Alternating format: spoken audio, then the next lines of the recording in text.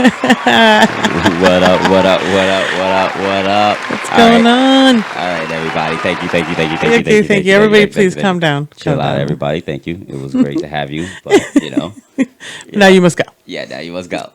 But it was better than. Oh, we still got A to the O in the house. It was better, than A to the O, but A to the O still seemed a little resilient, resistant rather, and actually a little both. And so we're getting there. Yep, we're getting there. But on 106 A to the O, you're getting your ass. That's right. To you. That's right. So, although, what's going on, everybody? Hey, everybody. Oh, yeah. Hey, everybody. What's up? Welcome to the TMC4JMC show. I'm your boy, TMC. And I am your girl, JMC, with my baby. Yeah, I love my baby. I love my baby. Damn, A to the O threw me off a little bit. You know what I'm saying? But we got you. We got you on the next one today. Yep. We're on 105. We are 105. Isn't that amazing? The five. We got over the hump. They go by really quick. Most people fall off by the third show. So we're already 2 beyond most people. Yep. You know what I mean? Can't hate on that. You know what I mean? So that's dope. How you like my shirt? I think your shirt is awesome because everybody does need a little Jesus. A little Jesus. A little Jesus. I'm going for irony today. Yeah. You're pulling it off really well. So, one of the things I was thinking about today was, I'm an adult. And yeah, sometimes. Yeah, sometimes. I try to be most days. And all our children are adults. And I don't think I've seen my children's adult handwriting, nor do I'm not sure if they've seen mine. I think our kids have seen your handwriting As adults? Yeah. Why would they have seen my handwriting when they became adults? At some point in their life, they would have seen your handwriting. No, I'm talking about once they became adults. It's not like I write them a letter. No, not unless they found something around that your handwriting was on. But no, they found something old. No, you're right. I don't know what. A rap from back in the days, and even those were getting typed back in the by the 90s. So. I don't know what the kids' handwriting looks like. So so I figured, you know what I mean, because you've seen my handwriting, and I see yours from time to time because we live together, and we actually do make notes to each other. Yeah. So, but I figured what I would do is this is to my my little bambinos. To your bambinos? Yeah. The fruit of your loins? Uh-huh. You're actually writing with a pen? Yeah, I'm actually writing with a pen, see? And I don't know if the camera can pick that up, but... Aww. Daddy loves you. Daddy loves you. To my kitties. So there you go. You seen from TMC. Too much. I don't like writing. Takes too long to do it. Takes too much long. Give me the computer. Let me text it. Give me a keyboard. All I need is 2 thumbs. But I thought, one in most cases. I thought that was something interesting because there are probably kids at this point who outside of school and a few things that they've had to fill out that probably don't really write to their parents that often. They probably text them the notes the things that they would normally leave on the refrigerator. Yep. Or something along those lines. So it's I've seen commercials where the kids texted the parents or the parents texted the kids, "What's for dinner?" or "Don't forget to take out the trash." And it's like everything's now is in a text. Exactly. And there's going to come a time where, people aren't going to know what their spouses or their children's handwriting is or their parents' handwriting is. Whereas there was a time where you could look at somebody's handwriting and be like, oh, that's my husband or that's my brother. You're going to know your boss' handwriting more than you know your children's. You know what I mean? Yeah, absolutely. And, I think even for us, for our generation, as we get used to texting as well and typing and all of that, I know I used to be so proud of my writing. I used to want to be able to write really pretty. And I've noticed that over time, my writing has become sloppy because I'm impatient. Yeah. because it takes shorter amount of time for me to type it than it does to write I it. have no patience for writing. Yeah, it's tough. I mean, my handwriting has been crappy my whole life, and you know, so I can't blame it on texting or the technology. But as I've gotten older and as I've had more ways to send out the information that I need to send out, I've, like you said, gotten less patient, you know, with writing. So now it gets to the point where I don't even write out full words. You know what I mean? Like it's not necessarily like LOL. It's more like I might write laugh out loud, but I won't. It'll be like la la. Yeah. You know? Even when we talk, we're like LOL. You know? You know what I'm saying? So, you know, I might write patience, but I might not write the whole word. You know what I'm saying? So it's things like that. Or I might write the first couple letters, you know, full, and then by the time I get to the end of the word, it starts trailing off into just little squiggles. Yeah. It just trails off. You know, so it's like, you know, that's, you know, yeah, it's like, It's like waves. Like waves on a graph. hello, mother. Hello, father. Like you fell out. Yeah, hello. Yeah, whatever. I text you. I'll text you the rest. Yeah, I see your group text. I don't have to go, hello, mother. Dear hello, mom, father. check your phone. I'm like, hey, y'all, it's, you know, group text. You know, but yeah. So I thought that was kind of, you know, It's interesting because, you know, I bet there's not a lot of people that actually think about the handwriting anymore. Yeah. That's an interesting fact that you brought up. yeah, and definitely in terms of like, you know, who the hell, like even down to just the utensils that you used back in the day, like, you know. I've never seen anybody write with a fucking feather tip pen like back in the day. Like, Yeah, like a yeah, quill yeah. tip pen. And shit. Yeah. You know, now outside of school and college, like, you know, pencils. You know, when are you seeing pencils being used? And Yeah, you because know, I remember when I was in school, we weren't allowed to use pen until I think we got into maybe the third or fourth grade. And we had to, with our writing teacher, with our homeroom teacher, we had to pass a test, some kind of grammar test, in order for her to allow us to continue using pen. So I don't think it matters now. I think kids are allowed to write with whatever's in their hand. yeah, you know, Crayon, yeah, now marker. they probably airdropping your shit, like, you know, putting their foreheads together. That's how this whole virus and shit got started.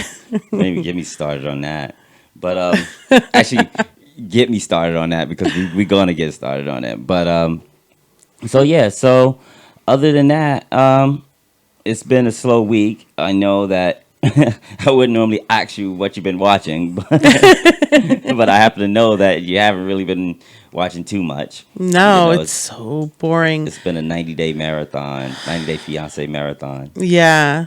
Yeah. And it's okay for now, but I'm running out because I'm almost caught up on like all the 90-Day Fiancés, everything. So how many do they have in all? I think there's 90-Day Fiance before the 90 days, the actual 90-Day Fiance. Okay. There is, I think, like, Where Are They Now or something along those lines. I want to say there's a fourth one too. And each of these have multiple seasons.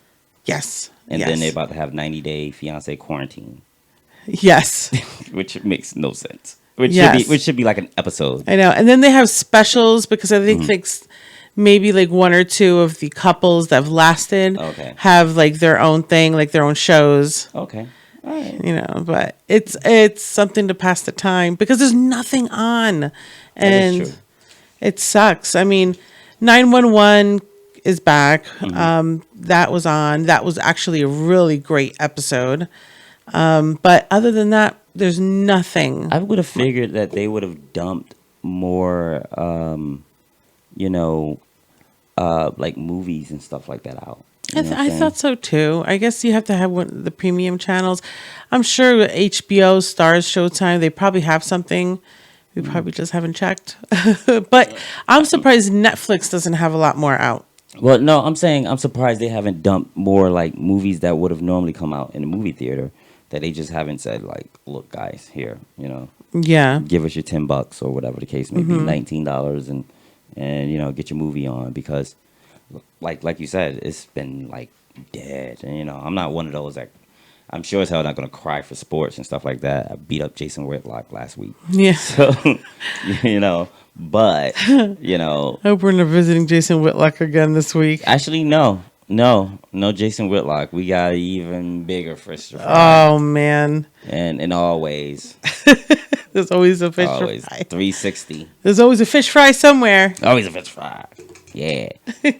Yeah. I'm rocking a really weird cap today. I know. It's sweet. That one's my fave. I need a question or I need an answer. Those are available at our hidden closet. Yeah, absolutely. I like when I go into stores and people look at it and they be like, huh? I love the reaction. Yeah. And that's the reason for it. I love the Exactly. reaction. That's the whole purpose. Huh? You tell me.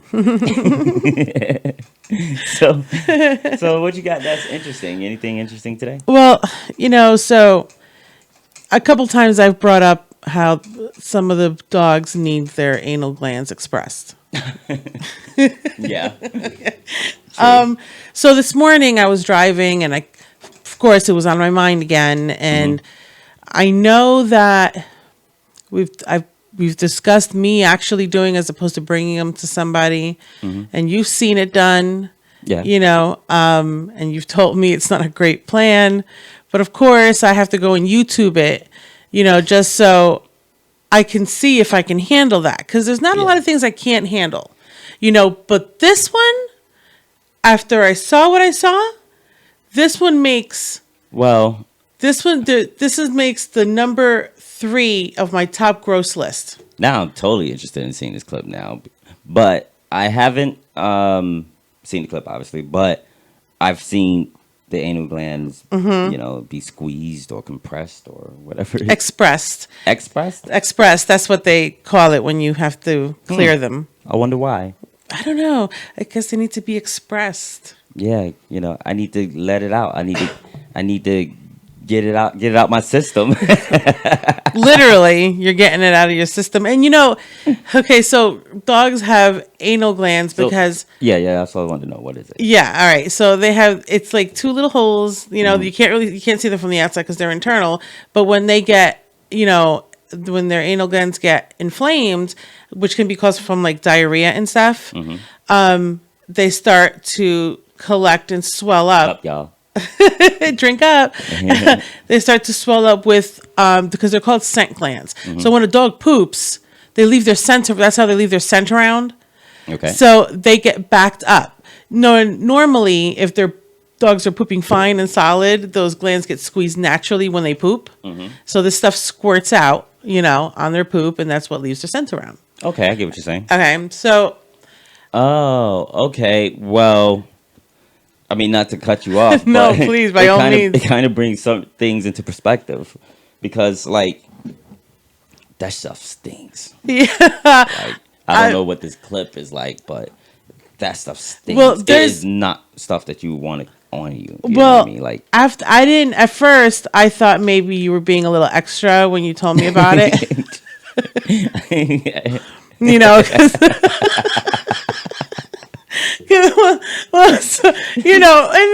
it's really more about me than it is about you. So, but I said, let me just YouTube a couple of them. You know what I mean?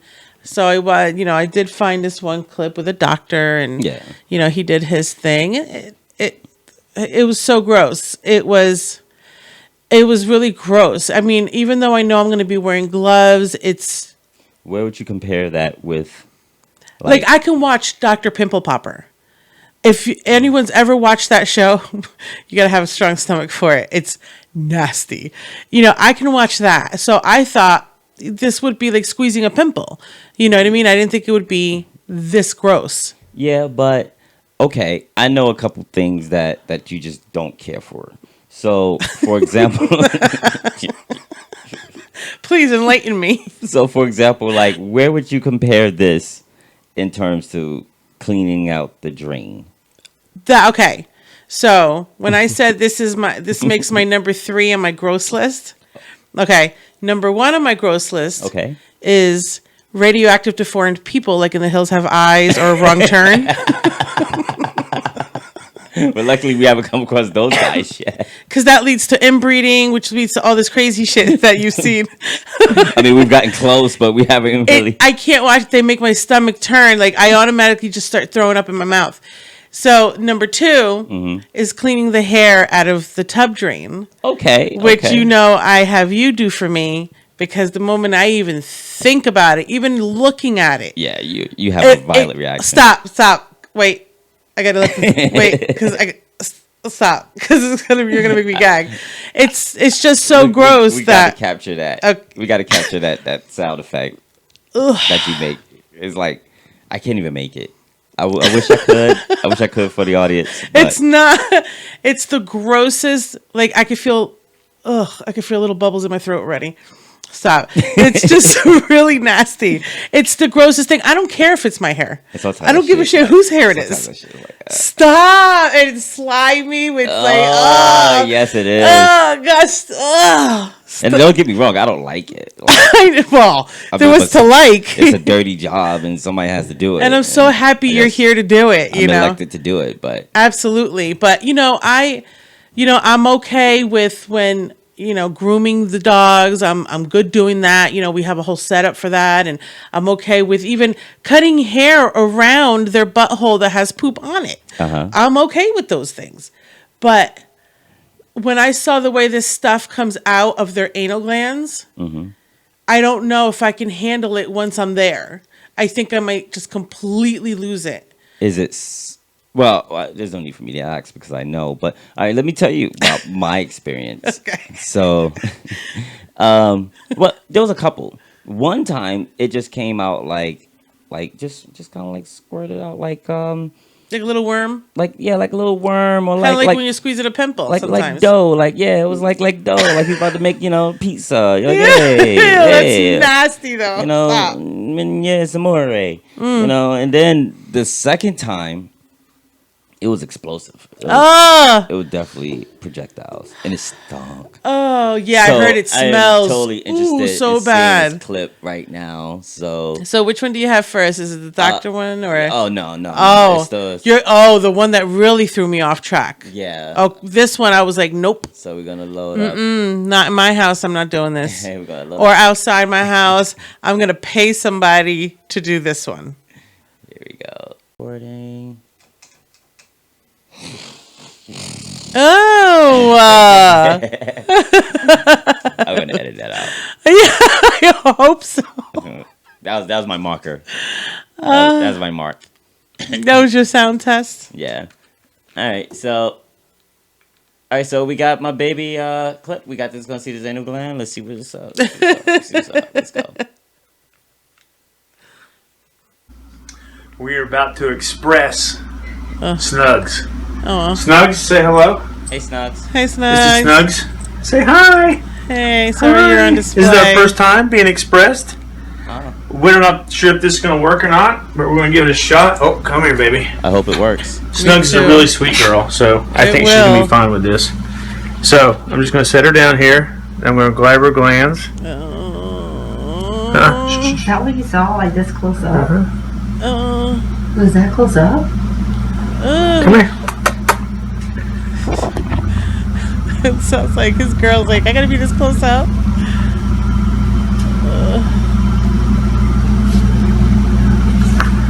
Having trouble getting those glands. He's got such a little butthole.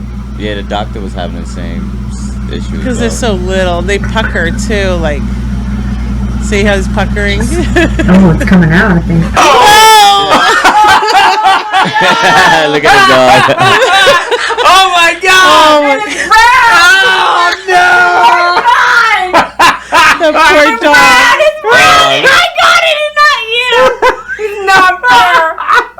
Oh, that's fucked up. Oh my God, it's all over you! It's all over you! That's kind of fucked up. She's like, stop it. Turn it off. That was nasty. You know, and that was a little dog. Like, we have a big dog that needs to have it done, I think.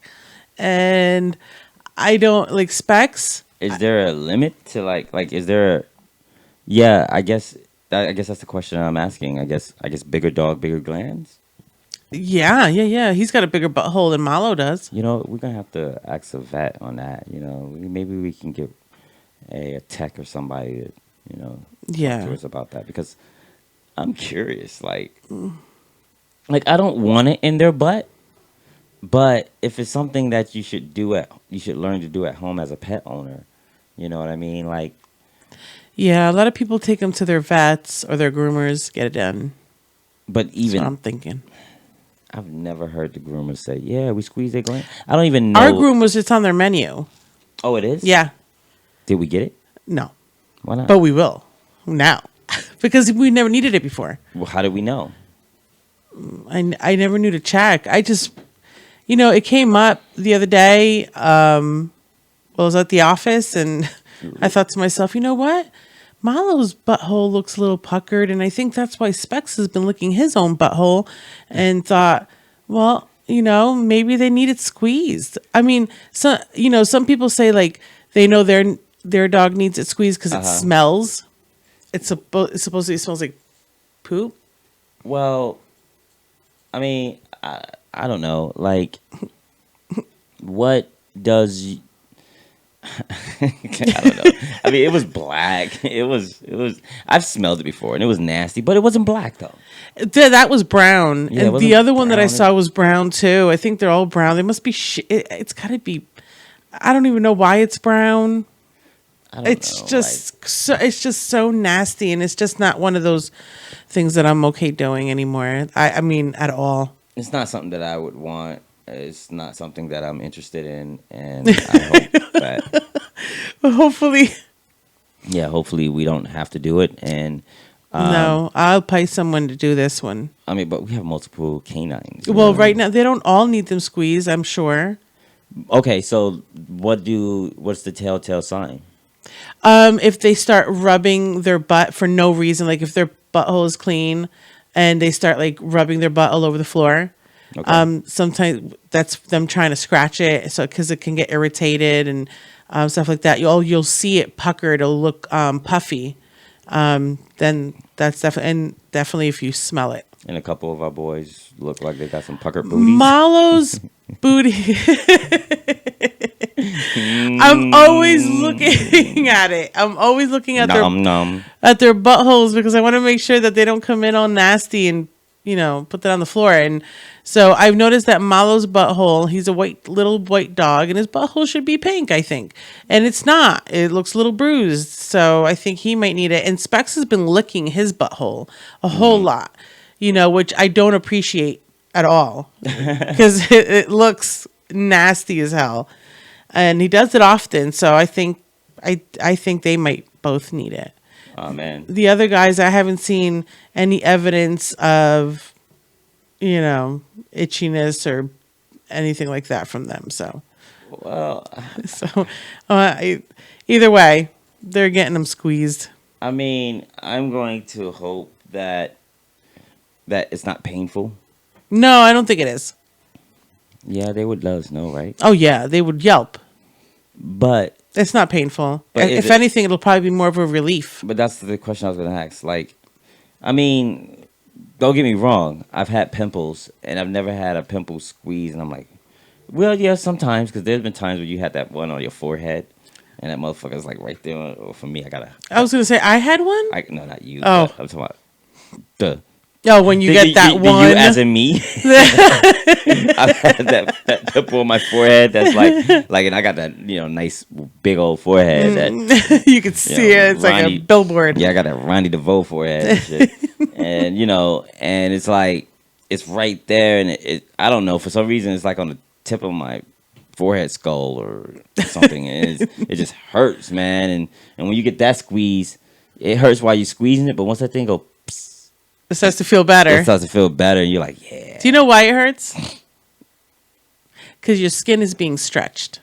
Oh, I see. So the moment... Because it's being compressed or something like that? Yeah, the moment you start, starts emptying out underneath that skin, it starts to feel better. I mean, it wouldn't hurt the same way a pinch would hurt. I mean, a pinch hurts because the same reason your skin is being pressed, right? Yeah. But anal glands, I mean, I think, it might feel that pressure just in the beginning, and then they're okay. But if it hurt, they would let us know it hurt. So they're not. So they're not like. So they just like basically putting pressure on something, or is he actually? Yeah, like, there's like a little hole, and you squeeze on each of the sides. like toothpaste. Yeah, kind of. Yeah, just like you're squeezing a pimple. And where does it actually come out of? It's a little hole. It's like a little gland. It's a little pore in the gland that's on the inside of the butthole. I wonder what's the evolutionary like purpose of that. To mark their territory, I think. Oh, okay. Yeah. I think you did say that. That's why, when other dogs come up and poop in our front yard and our dogs go and they'd be smelling it and stuff. And I'm like, why do you smell other dogs' poop? And I think it's to find out whose it was. I thought it was their pee, though. I think they have something within their glands, too. They got way too much shit. They got too many glands. All this territory marking and no rent paying. No, I know. Like, bunch of bums living in your house. Bunch of bums. Sitting around. So, we have a new segment that's up. Yep. In fact, you know what? I'll let we also have an intro for it. So, hit the intro. This is great. You're going to love us. Yeah, don't tell me that the intro is tripping on me. Oh, the intro is awesome. Grinding gears, man. It's grinding gears.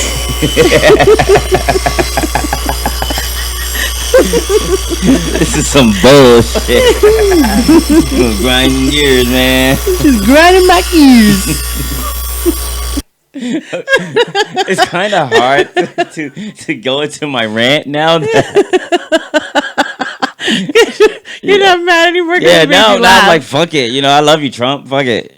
But no, I'm not. What's grinding your gears, babies? So, it's what the new segment is first to break it down. And it's not going to be on every show. It's just basically when, you got something on your chest that you need to get off. And your mind. On your mind. And your off your chest. Off your chest. In your chest. In your anal glands. Glands, squeeze them out. Yeah, I just need to squeeze them out. You know what I mean? And, but you only get 5 minutes. And it could come at any time in the show. This week it's going to come in the beginning. Because it's when the mood strikes you. Yeah. The whole show is basically a rant today. So I'm sorry, T4J listeners, but today you're going to get some knowledge and opinions. And yeah.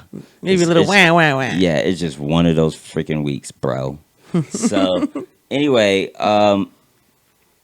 what's grinding my gears today? You got a timer? Because it's for 5 minutes. Start. All right. Well, I'll tell you what it is, and then you can tell me when to start. So, actually, I got two things, and I'll put them both in within the time. It's 5 minutes. Okay. But the first thing that I have is just people's impatience with this lockdown. Okay.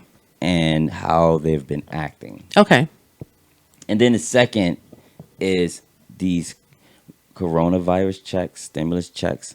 I'm surprised they don't have a name. Like, they were quick to give that the Obama phone. Okay. You know what I mean? Obamacare. I'm surprised they don't have no name, but that's not it. Okay. Okay. I'm pissed that there's going to be a delay because Trump wants his name on the checks. Yeah. And if you're getting one coming through the mail... He wants his name. What do you mean by name? Like his signature on the checks? Signature on the checks. Yepperoni. I don't think does his signature even come on refund checks? It don't. I don't think so. But he won them on these savior checks. So anyway. Okay. So let's go. What's next? The stamp with his face on it. I know, right? Okay, so let's hear it. Let's hear how it bothers you. Oh man, we gotta get us a clock sound. You know what I mean? Yeah, next show. Next show, clock sound. So anyway, you gonna tell me when to stop? Start now. Okay. So the first thing is I kind of get it about everybody's locked down, going a little stir crazy, and I even get that businesses need to work and get their work on. But you're starting to see, like, in some of these states, Michigan is one of them, Virginia is coming up next. And you're starting to see all these protests where people are, like, going to the governors or wherever the legislative place in there. They're basically protesting, blocking traffic, honking horns, a bunch of stuff. And don't get me wrong, I think it was a little effed up that whenever, people of my people do stuff like that for like police brutality, it's like, go home, you blocking traffic. Yeah. But when these assholes supposed to be home. Exactly. They want to be out there being assholes. But what bugs me out is like they had like some videos of people and they were saying stuff like, I'm upset because I can't go out and get like my lawn stuff and, and things like that. And my question is why not? Like, why can't you go get it? Is it because the store is not open? Well, if the store is not open, then what the fuck are you going to do? Yeah. The owner of that have to wait it out. Yeah, the owner of that store has to, one, be able to open the store, and then two, want to open the store. Mm-hmm. And if the owner of the store is out there bitching, talking about, we need our liberty to open our stores and stuff, well, the dude is right there. He wants to buy lawn shit. Just sell it to him. Yeah, exactly. Like, why y'all tripping, bro? Actually, I don't know why people are tripping. I mean, Lowe's is open, Home Depot's open, tons of people in them from what I've been hearing. So, I mean, unless he's in a little town with, Joe's lumber yard, and Joe doesn't want to open up, don't use small businesses. Go into town. And so the next thing is this whole check thing. Now, I happen to be one of those dudes that's getting a check. And frankly, I don't give a damn if Trump's name is on the check or not. It's not a savior check. I think it's very fucking self-centered to hold it up, to make it a big deal. I think so to too. Make it or whatever. I think it's absolutely. I think it's dangerous. I think it's I just think it's wrong. Hell yeah, it's wrong. And I'm just getting a little sick and tired of all this just disorder and this is wrong. That's just being just celebrated. It's like what the hell? Like, look, I come from the hood, bro, and there when you celebrate disorder, it kind of makes sense. Yeah. There's reason for it. Everybody just trying to get theirs, and somebody might have gotten theirs, and cool. But in this situation, everybody's celebrating this disorder, this dysfunction, and there's nothing in it for them. Mm-hmm. Like, there's nothing in it for 90% of the people who are celebrating this bullshit. Exactly. Like, there's nothing in it for 90% of the people that wants Trump's name on the check. I don't even know how many people are. Mm-hmm. Let's say there's 10. Well, for 9 of the motherfuckers, there's nothing in it for them. Yeah. So other than the fact that they gotta wait 2 days to 2 months or to a month to get their check. Yeah, I just don't get what's the big fucking deal. Why now you want to start signing checks? So that's the situation with that. I think it's kind of screwed up. I think that there's bigger fish to fry than this small bullshit. Yeah. And in the beginning, this whole joint was supposed to be a hoax, but now it's like enough with this whole I'm the savior, I'm the guy, and hey. He's no savior. It's his job. Hey. It's his job to straighten shit out. And secondly, don't talk to me about like you on some religious bullshit and you supporting this because it got end of days written all the fuck over it. Mm-hmm. You know what I mean? And you can't be on the evangelical side and thinking that this guy is your savior because if you believe what you fucking say you believe, then it's telling you that no. He is the exact opposite. Yeah. Yeah. Your savior. He's saying he is, but he won't. Shameful. So, you gotta keep me up on the time, Bray. You're good. You got 30 seconds left. Oh, okay. You still gotta keep me up on it. Otherwise, I'm just gonna keep ranting. So that's that. Actually, I think I'm fucking done. Yeah. That was a great rant. I mean, you really hit your marker. I think you have 5 minutes is a lot, though. 5 minutes is a lot. So I don't know. We're gonna trim that down. I don't know. In fact, I don't even know if I'm gonna keep it in. But I liked it. I don't know. I think it was a little all over the place. But you know what? Fuck it. I liked it. You guys get to see the sausage get made. Yeah, that's right. Oh, wow. So today, like I said, there's a lot going on in this world, and I don't want to be like super duper like doom and gloom, man, but I think it's time for us to have conversations with each other, and I think it's time for tough love with each other. I think it's time for us to say, yo, what the fuck are you doing? Mm-hmm. You know what I'm saying? Like, you know how with friends, you can kind of say that to your friend, to your homie. Without them taking offense to it? Without them taking offense to it. Or even if they do, you know, you still, like, look, you my homie. We here together. We in the same crew. You ain't going to be acting silly. You know, what the fuck are you doing? You know what I'm saying? And they be like, all right, cool. Yeah, my man, he's just checking me. You know what I'm saying? Right. He care about me. He ain't punking me. He ain't sunning me. He's just checking me. And I think in the time that we're in right now, it's just so much false shit going on right now. I think like it's crazy that even in the midst of all this, people are still choosing to just believe in the false shit. Oh yeah. Like excuse me, people got science all around them, but they're choosing to say, nah, screw that. Things that they trust in every day. They're choosing to say, nah, I don't want to, for whatever reason. And of course, a lot of it is not based. It's not all on the president, but right now that's the big focal point. And as a nation, it's a big deal because one thing that hasn't worked is trickle down economics. But trickle down hate has worked like a motherfucker. Oh yeah. Trickle down hate has fucking absolutely ching. They have cashed in on trickle down hate. It's bubbled up. If anything, it made the economics from the poor people and gave it back to the rich people just through hate. Like hate is a great commodity. Yep. And it's obvious what they're doing, and it's like. Sometimes we listen to Russ Paul, the Russ Paul show, and you know, a lot of times he'll rant on things that I feel familiar with, unless he's going into like drugs and lifestyle. Yeah, and usually I'm kind of like, okay, dude, you don't know any better. But generally, when he's talking about Trump and just the situation that's going on right here, I definitely agree with him a lot of times, but his listeners, and he usually has a thing called Russ Rant. Oh, okay. And generally he dedicated to Trump and his crew. And it's not something that I want to do on our show, but I get why he does it. And it's important.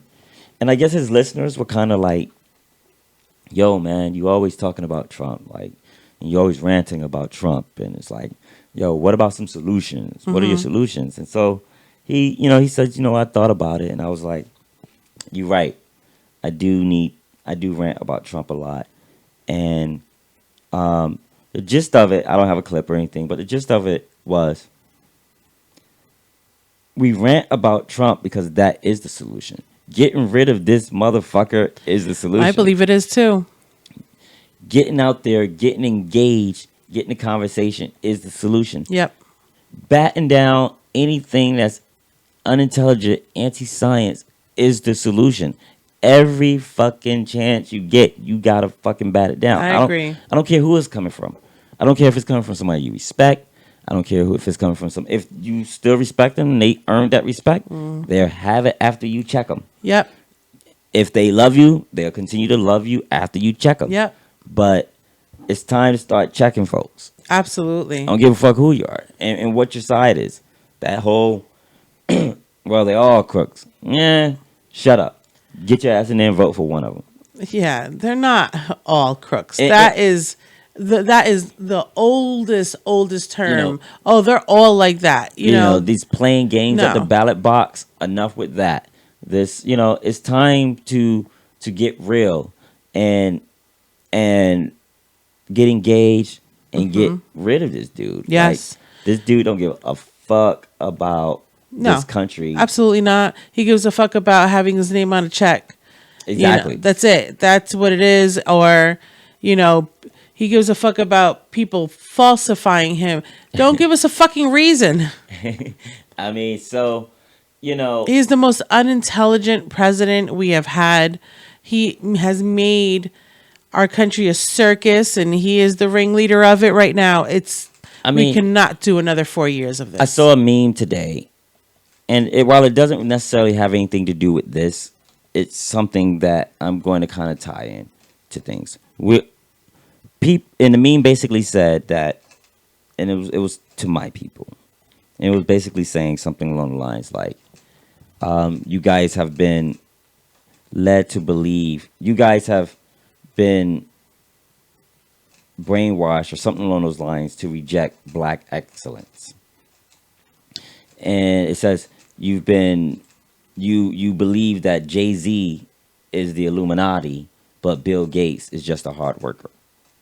And the meme itself is not to knock on Bill Gates, but in the black community, in my community, it's a big thing that Jay-Z and Beyonce and maybe even Kanye West, although I don't know about him anymore, were supposedly be down with the Illuminati, and that's how. I remember those rumors. It's like, damn, why can't he just be I know, a go-getter? It's hate. It's all hate. Why can't he just be a go-getter?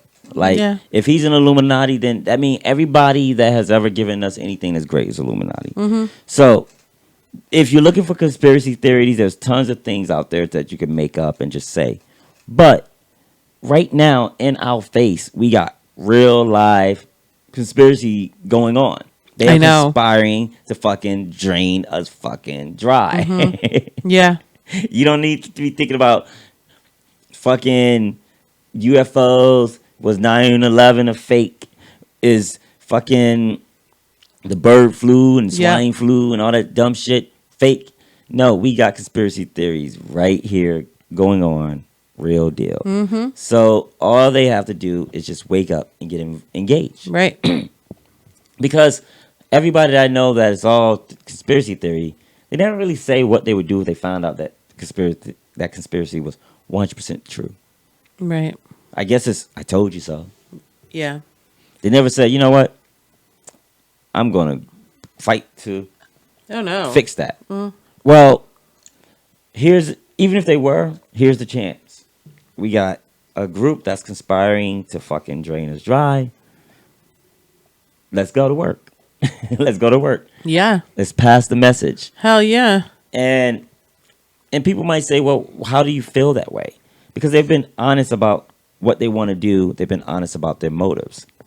They've been honest about saying, hey, we don't care about the truth. There's no such thing as the truth. The truth is whatever we tell you it is. Yeah.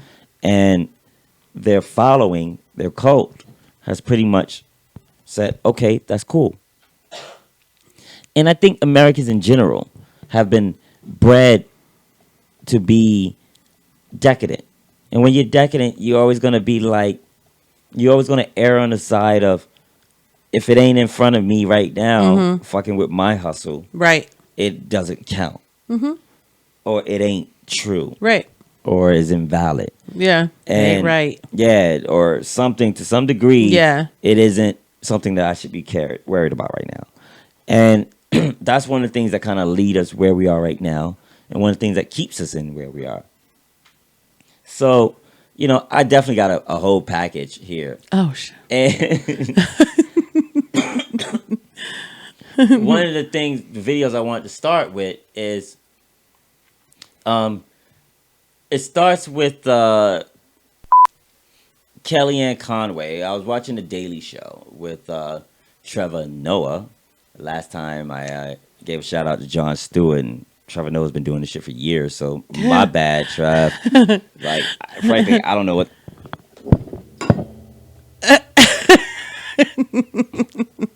Fuck it. Like, blame it on the alcohol. Blame it on it. That was such a stupid song. Yeah, it was kind of. It was. It's a very childish song. People were bumping it though. And when it first came out, of course, it got a great beat, great flow, and who doesn't like a song like that? But more than three times is a little too much. Yeah, I think.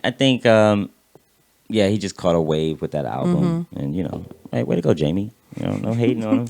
Not at all. No hate here. No hate on Wanda. Put him right in there with like Eddie Murphy. I'm ready to go. But, you know, so this clip is basically, it starts off with Kellyanne Conway. Are you familiar with Kellyanne Conway? Mm-hmm. Yeah, I've seen her on a couple of shows you put And up. yeah, it's on the Daily Show. And they're talking about the virus. Mm-hmm. And, you know, if you listen to these people, it's like, I don't know, man. There's something going on. And I think it's deliberate. So I kind of put together a package. Oh. To kind of like, yeah. to kind of just, I don't know, just show that I think that something deliberate is going on. And you know me, babe. You know I am not a conspiracy theorist. No, I know you're not. Not at all. If anything, you're a debunker of conspiracy Exactly. theory. I'm probably anti-conspiracy Yes. theory. No. No. No, damn it. But if you look, something is going on. They are deliberately leading their flock astray. And I don't think they care how big their flock is. I think they know that their flock at their core is the way Americans have been raised at their core. So the older people and the conservatives, well, ultimately they're the ones that the liberals and stuff, well, that's their grandparents and that's their southern, you know, relatives and their whatever. And I mean, I'm not really breaking it down as much because I really don't want to point any names and say you fucking racist pigs.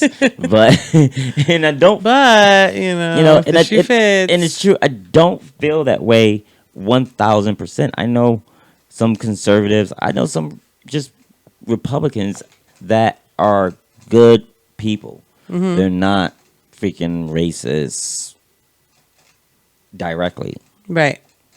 Directly, but they may be indirectly. Yeah, in the bowels of their, they'll make the jokes with their friends. In the bowels of their, or they don't mind if the jokes are made. Right. Like if they had they'll laugh along. Exactly. If they had to put it this way, they may not be racist themselves. Mm-hmm. Directly. They may not make the jokes themselves directly. They may even prefer the jokes not be made. Like if they could snap their fingers and all those jokes never ever be made, those people would choose that. Yeah. Because they probably don't like conflict. Right. They also don't like to hurt people's feelings. Of course. You know, they want to be seen as sensitive to others. Yeah, it's not that they give a fuck about that person, they just don't want to hurt their feelings. Right. But that person would also they would not choose to snap their fingers and have everybody that is racist erased. You know what I'm saying? No. Like they wouldn't want the jokes to be said, but they wouldn't elect to have racism eradicated. Right. You know what I mean? So there's something to be said about that. That's their flaw. Yeah. That's the motherfuckers that are culpable and that are able to just believe in bullshit as being handed to them. And don't get me wrong, there's the other side that will go with the extreme and the this, that, and the other. Mm-hmm. But when you're coming from an area of on this side, it's fed to them like they're just taking something from you. And conservatism wasn't always mine, gotta hold on to it from someone else taking me. No, it was just, look, I'm gonna get my shit and conserve it. You know what I'm saying? I'm just smart with mine. Whereas you more loosey-goosey with you. You know what I mean? Yeah. But they've now twisted that and made it a hate thing. And then on top of that, they've twisted it and made it an anti-science, an anti-truth. So anybody who speaks the truth is just like, oh, no, you're the enemy. No, it's not the truth. You're the enemy. The truth is whatever this person says. You know what I'm saying? If you're saying anything opposite of that, you're the enemy. Right. And enemies can never, ever speak the truth. Enemies can never have a point. So we're going to start with with what they've been saying about the virus. Okay. And here we get. My voice is all raspy. I got that vocal fry shit going on. Vocal fry. Yeah, I know, right? I gotta cut that shit out. Stop talking. It's this. Yeah, don't blame everything on that. Blame it on it. Even if the World Health Organization acted perfectly, I don't know what Trump would have done differently. No. Because his White House is filled with a bunch of idiots. And I know that's harsh, but I only say that because they are. And he's right. Yeah. They're a bunch of followers. And basically, yeah, I guess so. I mean, nah, man, I ain't letting them off like that. See, that's my point. I think people are being too generous, too lenient with it. Followers is like, why are they following? What's in it for them? Like, is something in it for a follower? They want to be part of the cool crowd? Is this the cool crowd? I think it's a little bit of that. I think it's a little bit of really, you think resume. I think it has something to do with money. Okay, well then everybody, he likes to fire people left and right, and there's got to be something in it for them. Why would they stay around with this foolishness? But if you, I mean, like, if you're a lieutenant and I don't know, an army that plunders and kills, I guess you are a follower, or you could just be a lieutenant. You know what I mean? Mm-hmm. Only they got to be a leader, and they got to be, you know, it's like, am I a follower when I go to work? You know what I mean? Like, yeah. I'm not following them. I work there and then I come home. You know what I mean? Like, anybody that, yeah. You know what I'm saying? Like, are you a follower at your job? You know what I mean? Like, I don't like to think so. Yes. I do my own thing. You know what I mean? So ours, but that said, there's a limit to my job. If I'm at my job and I am, I don't know, let's say I know that, I'm trying to think of what we would be. Well, I know that if I'm being, like, let's say we doing bad to animals at the place that I work. Mm-hmm. You know, I would have a problem with that. Yeah. And ultimately, I would have an opinion about it. Mm-hmm. And that might be why he's firing people. And the people who stick around don't have an opinion about it. They choose to probably to keep it. I can see that. So at that point, when do you become less of a follower and more of a co-conspirator, more of a, you know what I'm saying? Yeah. More of the team. You know what I'm saying? Like I said, more of a lieutenant. I guess when you get that extra zero in your paycheck. Like, there's some cats in the mob that are happy to be in the mob. You know what I'm saying? Like, yo, I'm in the mob, yo, and I just made... Oh, yeah, bragging rights. Yeah, I just made... I'm a made man or whatever the fuck. I don't know the levels. But, you know, and they're happy to be in the mob, and, you know, there's no problem with it. Like, they know they won't be the boss, right? Don, but they're like, look, I'm climbing up the ranks. I'm happy. So there has to be some people that are climbing up the ranks of the Trump administration, and they're just happy with it. And what kind of person is that person? You know what I'm saying? Like, it's a Trump person. Yeah. I mean, I don't know. That person is, you know, a lot of his stuff I don't understand. Well, we're about to see some examples of it. I mean, here we go. Could be other strains later on. This can come back in the fall in a limited way. This is COVID-19, not COVID-1, folks. And so you would think the people charged with the World Health Organization facts and figures would be on top of that. Now, facts and figures? What is she trying to say? That this is like the 19th strain of COVID or something? Yeah, that's exactly what she's trying to say. That's stupid. And she knows better. Yeah. This is Kelly. She should. This is Kelly Anne Conway. She knows better. Up there are 3 hosts of a show. Fox News. That's Fox that's on it. It's not like that's someplace else some in there. Little dinky, yeah. Or it's not like it's in MSNBC. Not that she would go on that, and they're hitting her with a gotcha question. No, that's her people. That's her crowd. She's talking to her people. So why would she be telling her people something that she knows is not true? You think she intentionally knew? She knew it wasn't true. I think they are intentionally spreading bad information. Wow. Like, I mean, you don't think so? Like, why would you think that they would not know? I think I am on your side. I think you're absolutely right. I think they're spreading bad information. I don't know. I thought at first some of the bad information was to have people not freak out. But then when you hear her say something like that, now you are making people want to freak out if you're telling them there were 19 strains of this. Am I wrong? No, because she's trying to. Well, what she's saying is, hey, basically people, and I'm going to rewind it back a little bit because I want to play it again so that we can really take it in. Basically, we know Trump cut off the WPO, World WPO, World Pot Organization. Soon, coming soon. Bring it on. According to France, cocaine does kill the coronavirus. Yeah.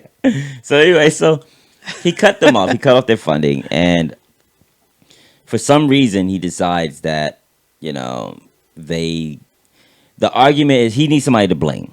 He needs somebody to blame. Hey, they didn't do their job. That's the reason why we have so many cases. So I'm cutting off their money. That's like, I'm sure you've heard all the jokes. That's like, shooting the fireman when you're trying to put out your fire and, all kinds of stupid shit. But yeah, it is. Doctor's about to fucking perform open heart surgery on you and you pee in his eye. Yeah. Like, fucking doctor. You know what I mean? Like, but so they're trying to make sense of it. People were like, that makes no sense.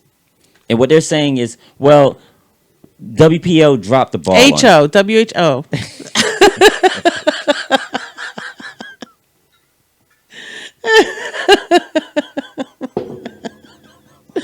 You're banned. You're so bad. Y'all need Jesus. Yeah. Somebody needs some Jesus in their life. Fucking Republicans. But anyway, so yeah, WHO, the WHO. The WHO. Maybe I should start doing that. I'm gonna say the WHO. Then they might start tripping. So anyway, everybody's tripping, yo. I know. Everybody need to watch some of those fucking like stay home, feel good. I think that's the reason why everybody tripping, because these stupid ass fucking videos now start becoming redundant. Yeah. I'm so tired of seeing everybody's. There's Stay no home, ones I look forward to. We're gonna get through this. We gonna get through it. Yeah. Oh yeah, we gonna get through it. I'm glad we didn't do one. Me too. I don't want to be lumped into that. Because I would have tried to take it serious, and then I would have felt bad about it. Well, we are going to get through it. But I don't want to make a whole video on stating the obvious. I mean, if I would have been like one of the first ones, I mean, I don't want to be a follower. If I would have been like one of the first ones, then I would have been like, yeah, cool. Nice video. Everybody check out my video. Give me some streams. Well, let this one play out. Maybe I should have got on the Gail Godot video. Yeah. Yeah, I think you still saying her name wrong. Were there any openings? Like, I don't know if there was any of the song that they left out. You didn't get your invitation? Nah. Maybe on the next one. Yeah. The next, virus that break out. I hope not. So, so anyway, but these, like, so they're talking about the virus. And what she's saying is that the WHO did not do their job. Had they done their job, this wouldn't have happened. And they should have known, they should have been prepared for this, because this is the COVID-19, which means they had 18 other specimens to fucking catch this and beat this. And once again, she knows that that's not true. Like, so she's spreading false information to justify the reason why our president cut off funding. Exactly. And if that reason is not true, then none of it is true. Then the reason why he cut it off is not true. You know what I'm saying? Mm-hmm. Like, then it was a bad decision to do. But you can't say that to these people, because they're playing a game.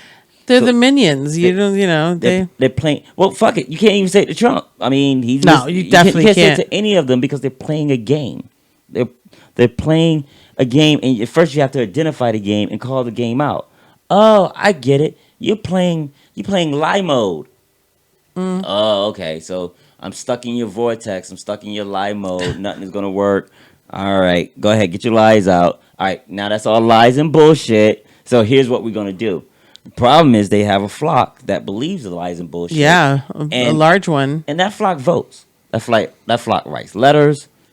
A lot of that flock owns businesses. Yeah. That flock pays taxes. That flock does a lot of things that the other flock takes for granted. Yep. And it's time to fucking step up and, bring it on. So, yeah, let's play this shit again. There could be other strains later on. This can come back in the fall in a limited way. This is COVID-19, not COVID-1, folks. And so you would think the people charged with the World Health Organization facts and figures would be on top of that. Seriously? This is Don't be so... And He was like, seriously? It kind of speaks for itself, man. Like, it kind of just does. Like, It's great. Like, I don't know what else to say about it. It just, she knows what she's saying is untrue. Yeah. And this clip right here is basically, this clip actually goes back to 2017. This is when he was first elected, you know what I'm saying? And, they were lying about, you remember they were lying about how big his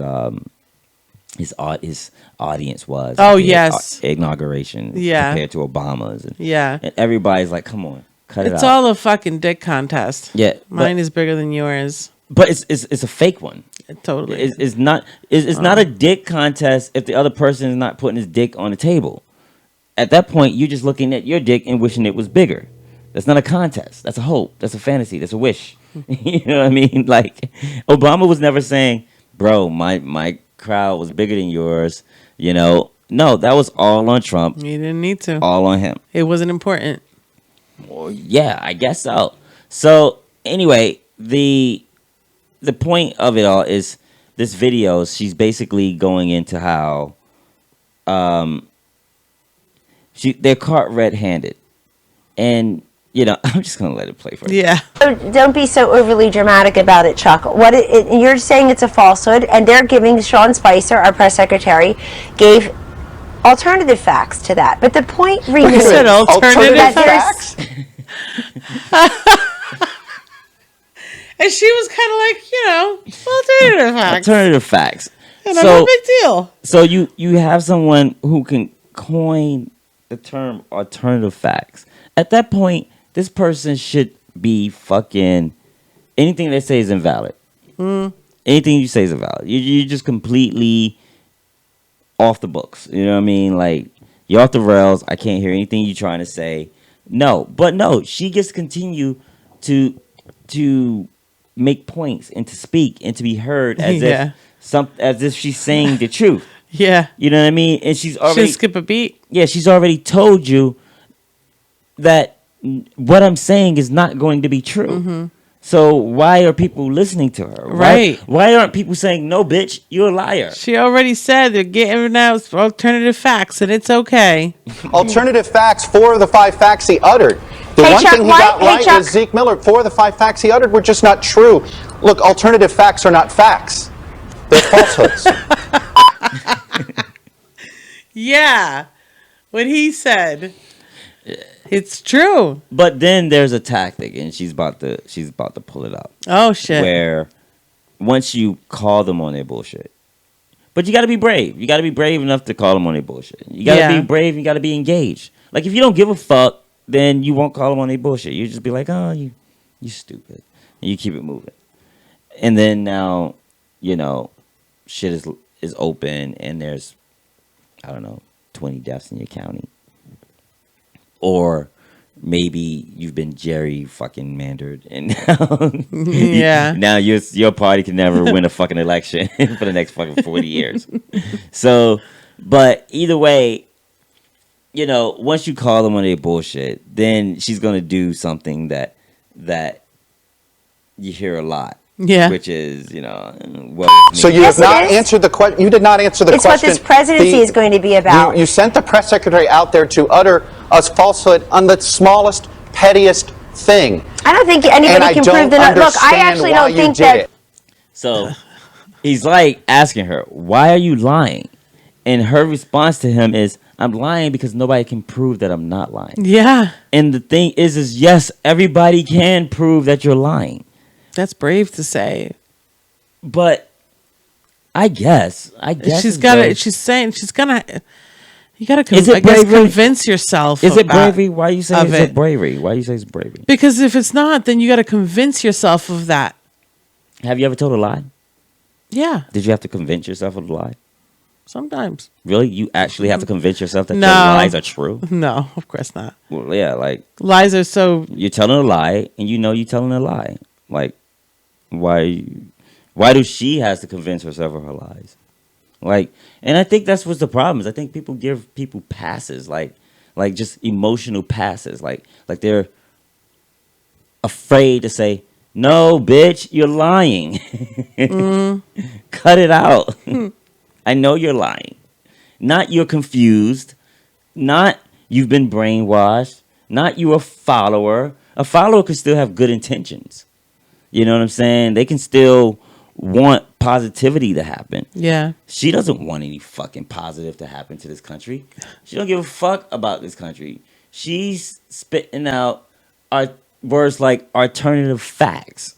You know what I mean? Like, once you get... She's deliberately saying to you, I'm not telling you the truth. Mm-hmm. So there's nothing to convince herself of other than, I think this shit is working.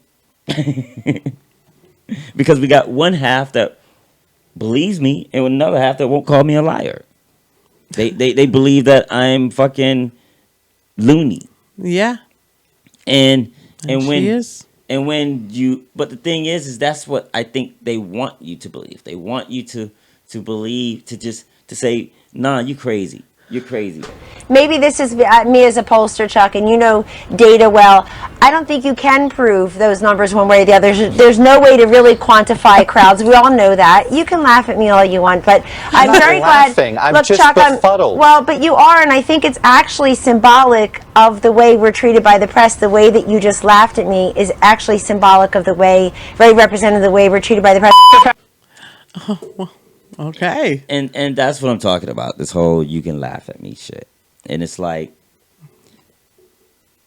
I feel like she was trying to pull that. Yeah, exactly. Don't pick on me card. It's like, oh, there you go with that elitism bullshit. Yeah. That smarty pants bullshit. Yep. And it doesn't matter. You can be dumb as fuck and be a liar. You can be smart and be a liar. These are some smart liars, but they're telling dumb as fuck lies. Mm-hmm. And when you tell a dumb as fuck lie to somebody who has some brains, yeah, it blows their fucking mind. Because you're like, whoa, did you just fucking... Yeah, did you really just piss in my cornflakes? Like, you know, I know. Like, I know it's a term, but did you just actually do it? Like, who would do that? You know what I mean? And so you kind of like baffled and astounded, and that's what he was saying. He was like, "Look, it's not that I'm laughing. I'm just baffled. I don't know how to fucking engage with you.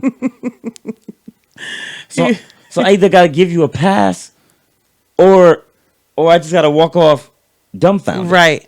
And I think that's what most people do. Either they believe them, give them a pass, or walk off dumbfounded. Yeah. And I think it's time to stop walking off dumbfounded. I think it's time to be like, no, we're not going anywhere until it's established that you're a fucking liar. Yeah. You're a fucking liar. The people that you're with are fucking liars. Or the shit that you believe are fucking lies. Now, I can't make you believe that it's the truth. But I can tell you this. It's a fucking lie. And as long as you spew it at me, I'm going to think kind of negative of you. So you might want to keep your fucking lies away from me because I don't like liars. I don't like liars in my life. So that's how you got to kind of deal with it. Like, because something is going on here. Actually, on the question of a vaccine, we don't have a vaccine for SARS. I mean, they got close in mice. We don't have a vaccine for HIV. And life did go on, right? So the idea that we're definitely going to have a vaccine, we didn't really approach much else in the same way as we're pegging going back to normal with a vaccine. So, this right here, once again, this is Fox News, and this is the Laura Ingraham show, or the Laura Ingraham angle. The Ingram angle. I don't fucking know. I don't really like the bitch. No disrespect. No, none at all. Or disrespect. Or cap or whatever. It's all alternative facts. Yeah, that's not a disrespect. That's just alternative respect. Let's call it that. So she's speaking with Dr. Fauci, and I'm sure you've heard of him. He's been all over the joint. Is it Fauci or Fauci? Fauci, I believe it is Fauci. You know what I'm saying? So yeah, we're gonna go with Fauci. And yeah, Fauci. Yeah. So anyway, and basically what they're talking about is that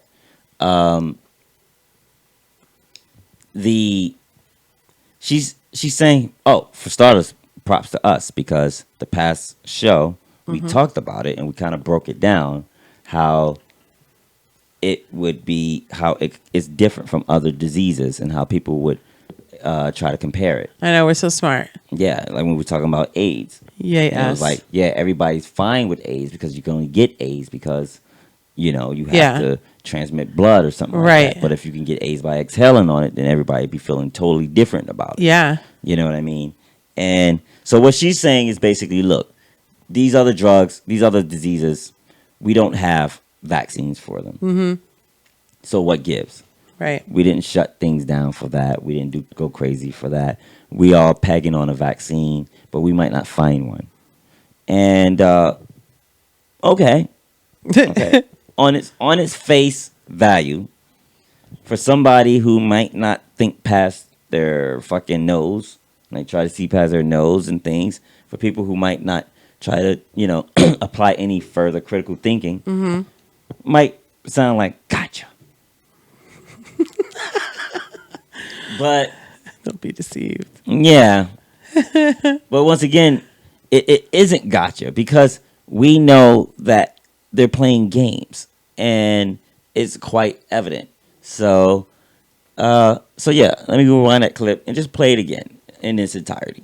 Gee, on the question of a vaccine, we don't have a vaccine for SARS. I mean, they got close in mice. We don't have a vaccine for HIV, and life did go on, right? So the idea that we're definitely going to have a vaccine, we didn't really approach much else in the same way as we're pegging going back to normal with a vaccine. Right. Set us straight, bro. Well, no, but Laura, this is different. HIV/AIDS is entirely different. Yeah. We don't have a vaccine for HIV/AIDS, but we have spectacularly effective treatment. Absolutely. Yeah. People who invariably would have died years ago right now are leading essentially normal lives. Duh. SARS is a different story. SARS disappeared. We developed a vaccine. We were in the process of going through the various phases.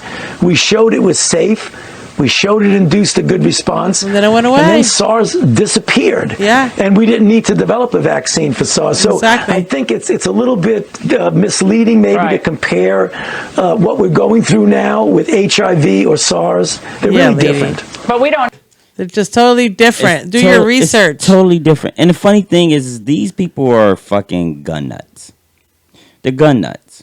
Mm-hmm. If you were to say to them, hey, gun nut, you can only have one fucking bullet. I don't give a fuck what you got to do. One bullet, bro. One bullet. They're going to be like, nah, no way. But nah, they're going to be like, nah, I need a bullet for my squirrels, for my raccoon. I need a different bullet for the deer. Everybody gets a different bullet. Yeah, for the human. I need the hollow point, the full metal jacket. I need the one with the tiny explosive in it. I need the one with the big thing and the little thing. And there's a lot of bullets that I need. Yep. And I need several different kind of bullets. But when it comes to this virus thing, they're like, well, isn't it one size fit all? I know. I know. It's like, shouldn't the first one work? It's like we are on COVID-19. What worked on COVID-17? Exactly. Like, I mean, come on, bro. How many COVIDs we got to go through? And the dude is like, it ain't like that. Like it ain't like that. Like we're talking about two totally different things, two totally different mechanisms. Like it doesn't. I mean, I get what you're trying to do. What you're trying to do. You're like, yo, you know what I mean? Like, well, you know, yesterday I had pizza and I didn't have milk. So why can't I eat my Frosted Flakes today without milk? Because it's gonna be fucking nasty. You know what I mean? Like, no, you eat pizza with soda, and you eat fucking cereal with milk. Yeah. Sometimes you might drink some milk with your pizza. I think it's kind of disgusting, but I ain't gonna judge. Good for you. You know, what's that shit about glass houses and rocks? And rocks and not throwing things. Yeah, ye without sin cast alive, whatever the fuck. Yeah, isn't that like a whole thing? You know what I mean? But yeah, so she knows better. She knows better. Oh, man. absolutely. These are educated people. And so, you know, go ahead. Fuck. No, this could disappear. I mean, SARS did pretty much disappear. This could as well, correct? Yeah. You know, anything could, Laura, but I have to tell you, the degree of efficiency of transmissibility of this is really unprecedented in anything that I've seen. It's an extraordinarily efficient virus in transmitting from one person to another. Those kind of viruses don't just disappear. Why is she trying to cut him off while he's trying to educate her? But doctor, let me school you, doctor. I'm so stupid. But doctor, hold on, doctor. I'm gonna do some open brain surgery. Yeah, open brain. Yeah, hold on, doctor. So, but that's what I'm saying. It's like, come on, bro. Like, what are we talking about here? Like, you know better. Exactly. You know. Well, that disappeared. And once again, she thought she had another gotcha. Yeah. What the fuck? Uh-oh. Who's calling you? Sunny motherfucking way want to talk with. Yeah, let's see what's up. I wonder what's going down. Maybe So, some new shit. Oh, hey, maybe he got some new cuts. I hope so. So she knows better. She knows. She's like, well, she thought she had a got you question. She's like, well, if this one disappeared, well, maybe the next one would disappear. Yeah. And it's like, no. Once again, different mechanisms. Mm-hmm. You know what I'm saying? The other one didn't have the ability to transmit as easily as this does. Right. If it takes the other one, I don't know, let's just say 100 steps. Fuck it. Let's just say 4 steps. It takes the other one 4 steps to transmit. But it only takes the coronavirus 2 steps to transmit. Well, all you have to do is mitigate the access that it has to those 4 steps. It need 4 steps. It can't do it with 2. It needs this to happen and this to happen and that to happen and that to happen. Well, we're gonna cut half of that shit out. Well, that's gonna cut off half of the fucking disease. Yeah. You know what I'm saying? Well, the other way with coronavirus, it only needs 1 or maybe 2 ways. So now you have to. Now society is affected. With SARS, maybe it was just don't go to Canada. Yeah. Don't go to China. Yeah. You know what I mean? Like I don't know if anybody in the US had SARS, to be honest. You know? Yeah, I would have to look into that, but you only heard it in the Asian countries. But with this one only needs 1 way to transmit. Yeah. And so not only is it going to transmit faster, but you gotta change your behavior to slow it down. Yep. Faster. Exactly. So it's a race against the clock. It's the race. Like half these people talk like they've never been broke before. I know.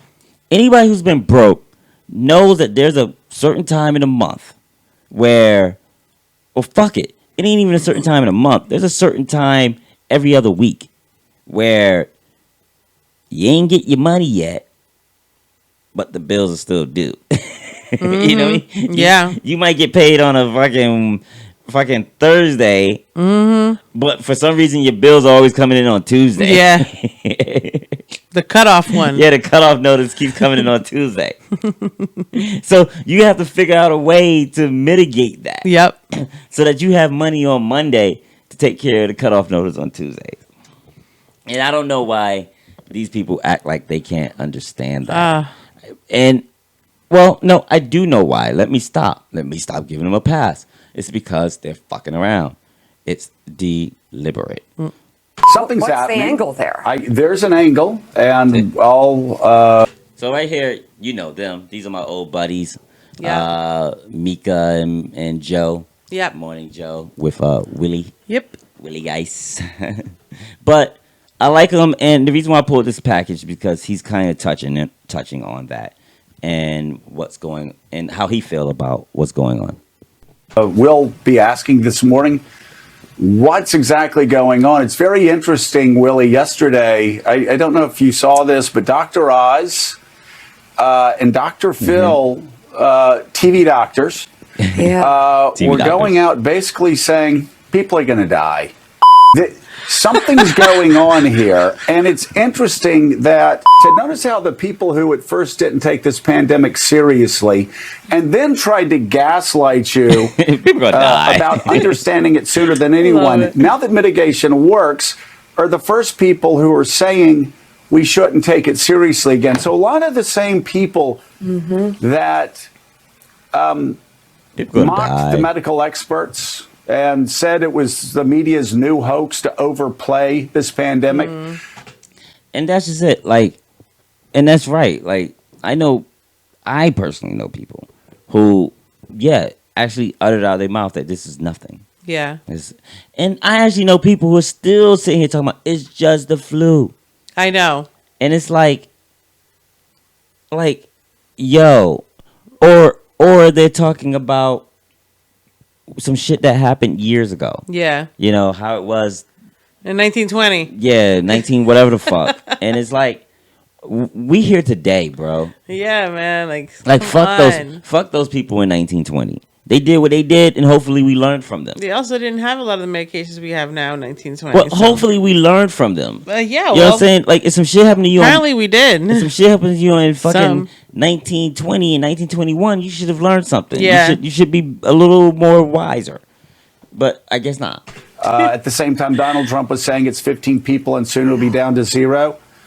Then came out and said, oh, yeah, we knew this before anybody else. And now they're trying to do it. Well, here, let's play Dr. This is Tuesday night. This is Dr. Phil. 250 people a year die from poverty.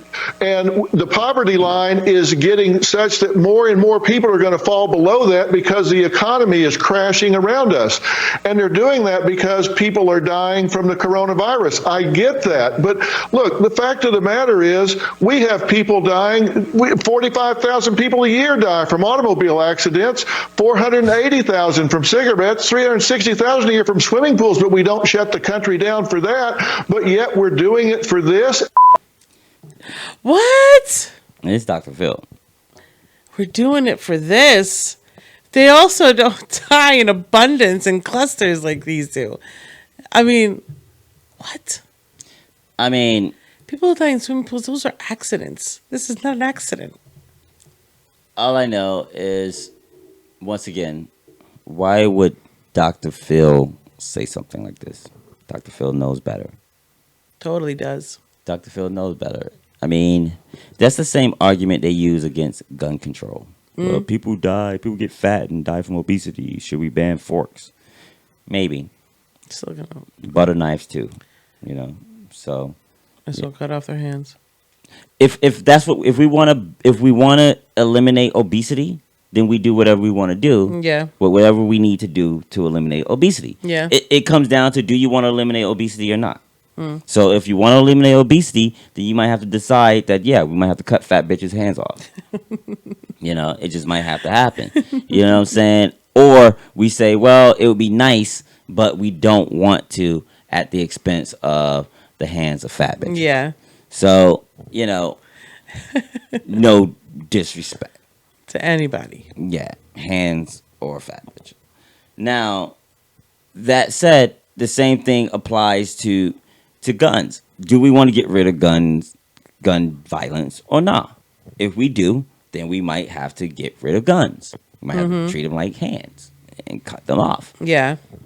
If we don't, then we keep them around. Yeah. And what happens, happens. Well, this isn't the same situation. this isn't. There's nothing to cut off to get rid of this. No, I wish it was that easy. It is what it is. It's just out here and it's rocking. Yeah. So. Hella stone, hella stone, hella stone, hella stone. We so wired, fire, shots to the head, get hella stone. Top shelf all night, get hella stone. They hella stone, we hella stone.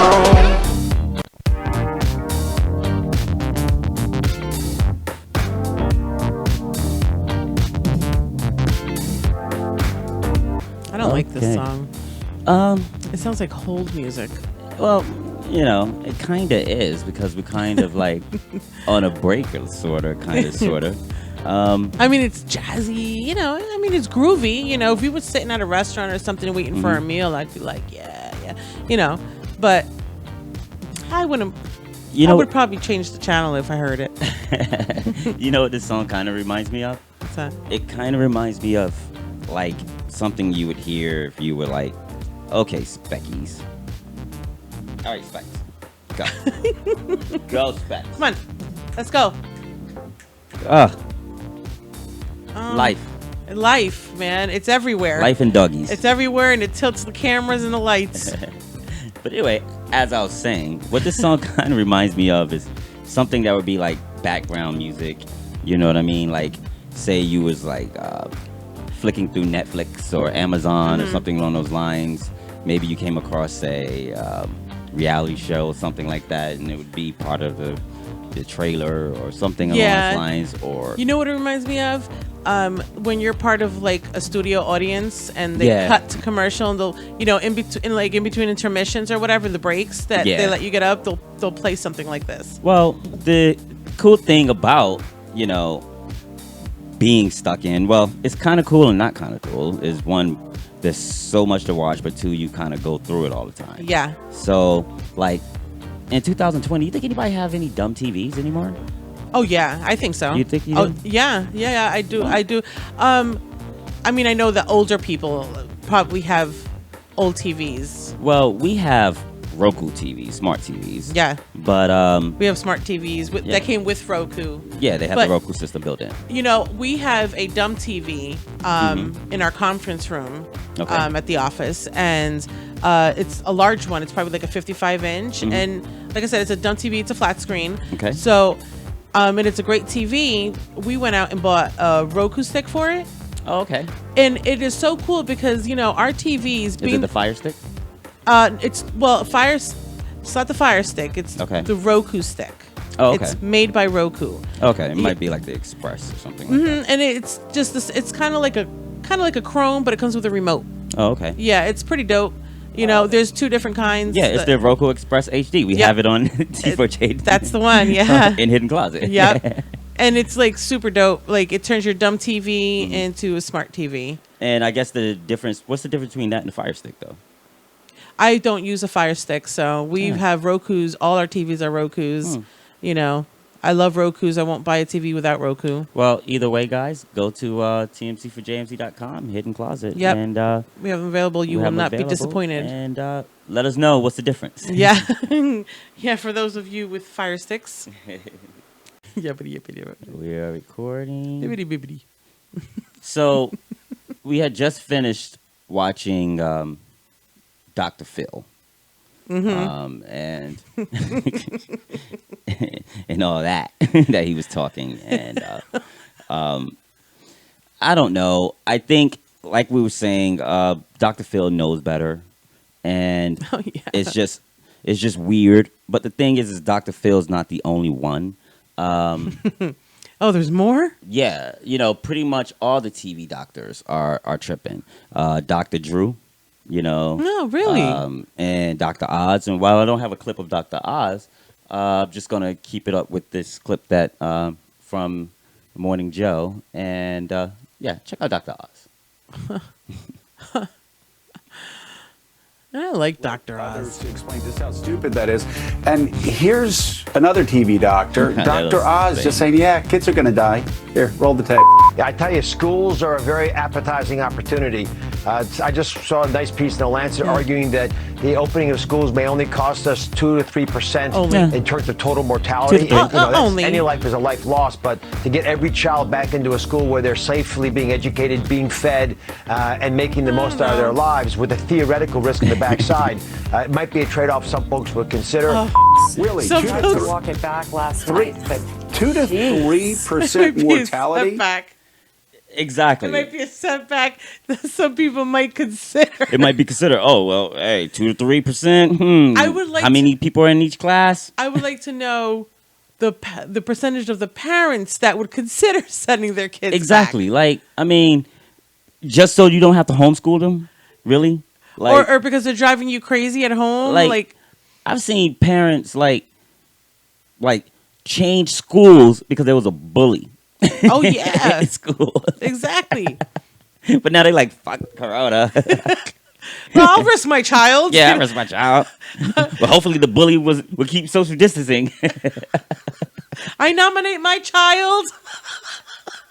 What do they call it in the Hunger Games? Yeah, exactly. I mean, come on, son. Like, in the end, I mean, in what schools do we talk about? We talk about all grades, like kindergarten and freaking first grade. I don't see why all children shouldn't be created equal. Where they have nap time when it comes to sending them back out into the virus. Like now you know how what they're gonna do nap time like in the gym? Like how they gonna do the social distancing? And if you have all the kids back, how do you keep them 6 feet apart from each other? First of all, kids are the nastiest little suckers. They spread all sorts of shit. They're snotty. Their hands are everywhere. They're usually pretty dirty. I mean, well, yeah, exactly. And even on top of that, like they're cafeteria. Carriers of all types of germs. Cafeteria. I mean, even in the classroom, if you can figure it out, cafeteria, auditorium, gymnasium, there's just places where they're going. And obviously the school bus, you know what I mean? Because, hey, they ain't walking, you know what I mean? If they got to go back to school. So, I don't think that Dr. Oz, and the problem is like I was saying, there's something in it for them. They're playing a game because he tried to walk it back, but the thing is they don't walk it back. What they do is they just say, "Yeah, I misspoke, but I only said something because I care. I only said the wrong thing because I care. Because he cares. I'm just trying to figure this out just like everybody else, and I care. And it's like, man, shut the fuck up. Like, oh, that's awful. Like, I don't know if he has kids. And if he does, I don't know how old they are. But, you know what I'm saying? I bet you they're not in school today. I know. Maybe he should set an example. You know what I'm saying? Like, and he says, my kid goes back first. That goes back to that whole, everything with, if you're not in it, if you don't have any skin in the game, shut up. You know what I'm saying? Because when you're wrong, then it's all right for somebody to tell you to shut up, like we talked about last show.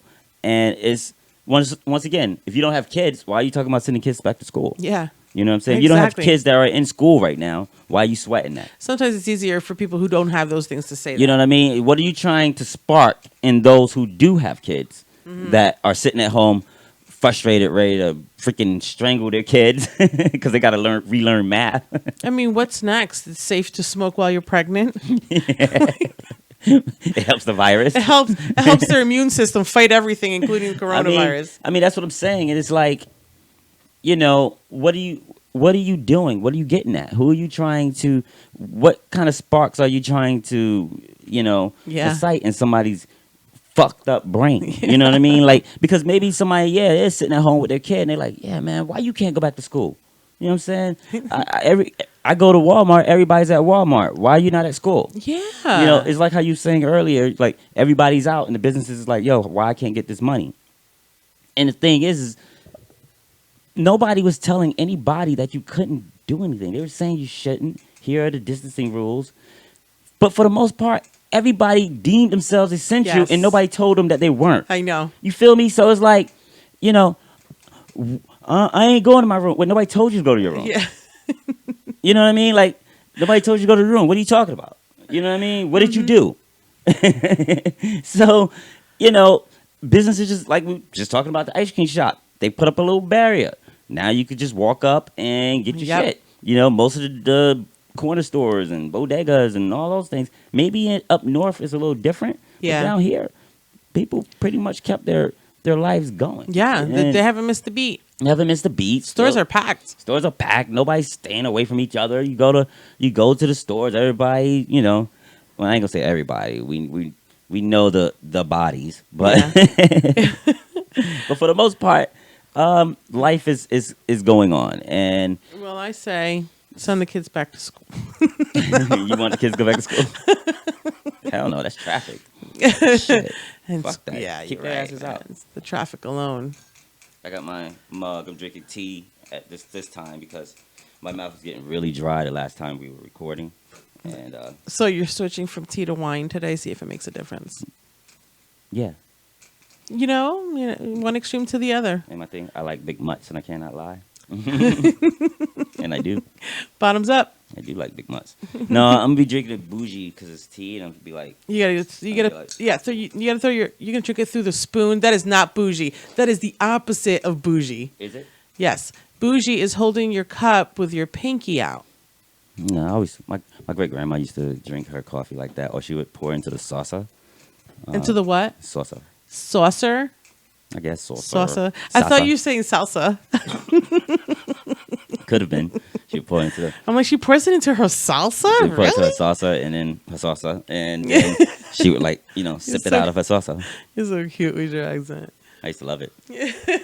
Well, at the time, I thought it was like, as a kid, depends. I would think it was weird when I first, experienced it, and then as time would go on, I would become, enamored with it and think it. That's so cute. It's cute. As the older she got, the cuter it got.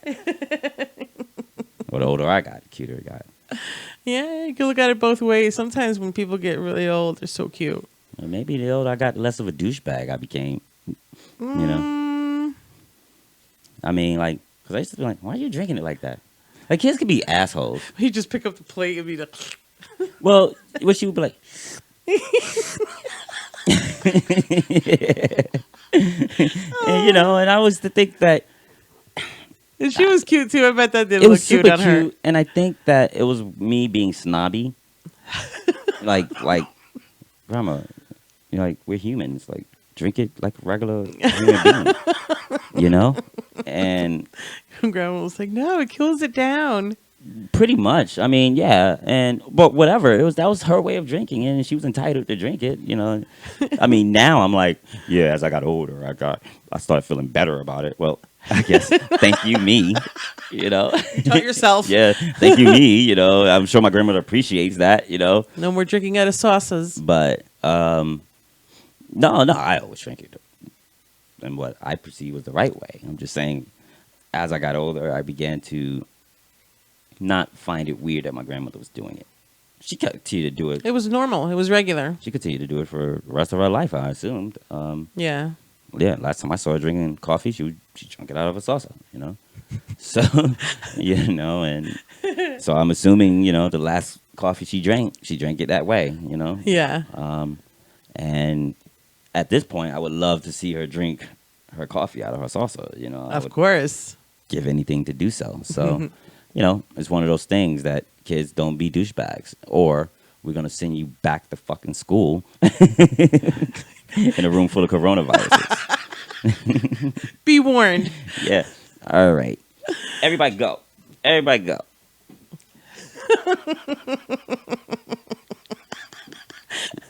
Everybody go. You know what? In fact, it might be break time because we might have to put their little asses in because this is going to piss me off. There's way too much activity going on. Yeah. All right. We're going to go out to break. We're going to put these little CLBs away, and then we're going to come back.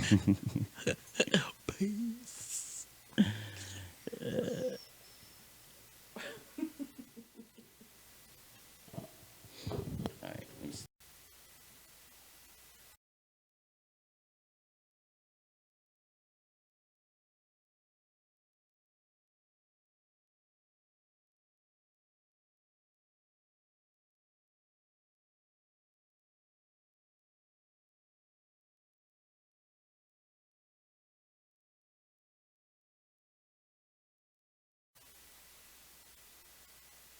Maybe fade back.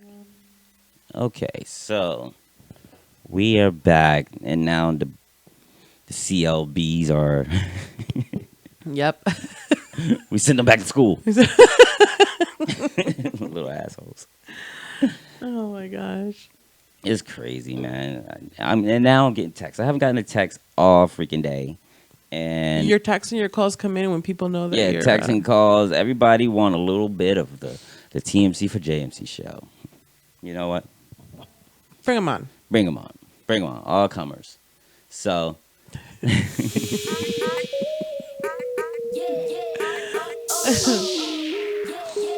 So yeah. All right.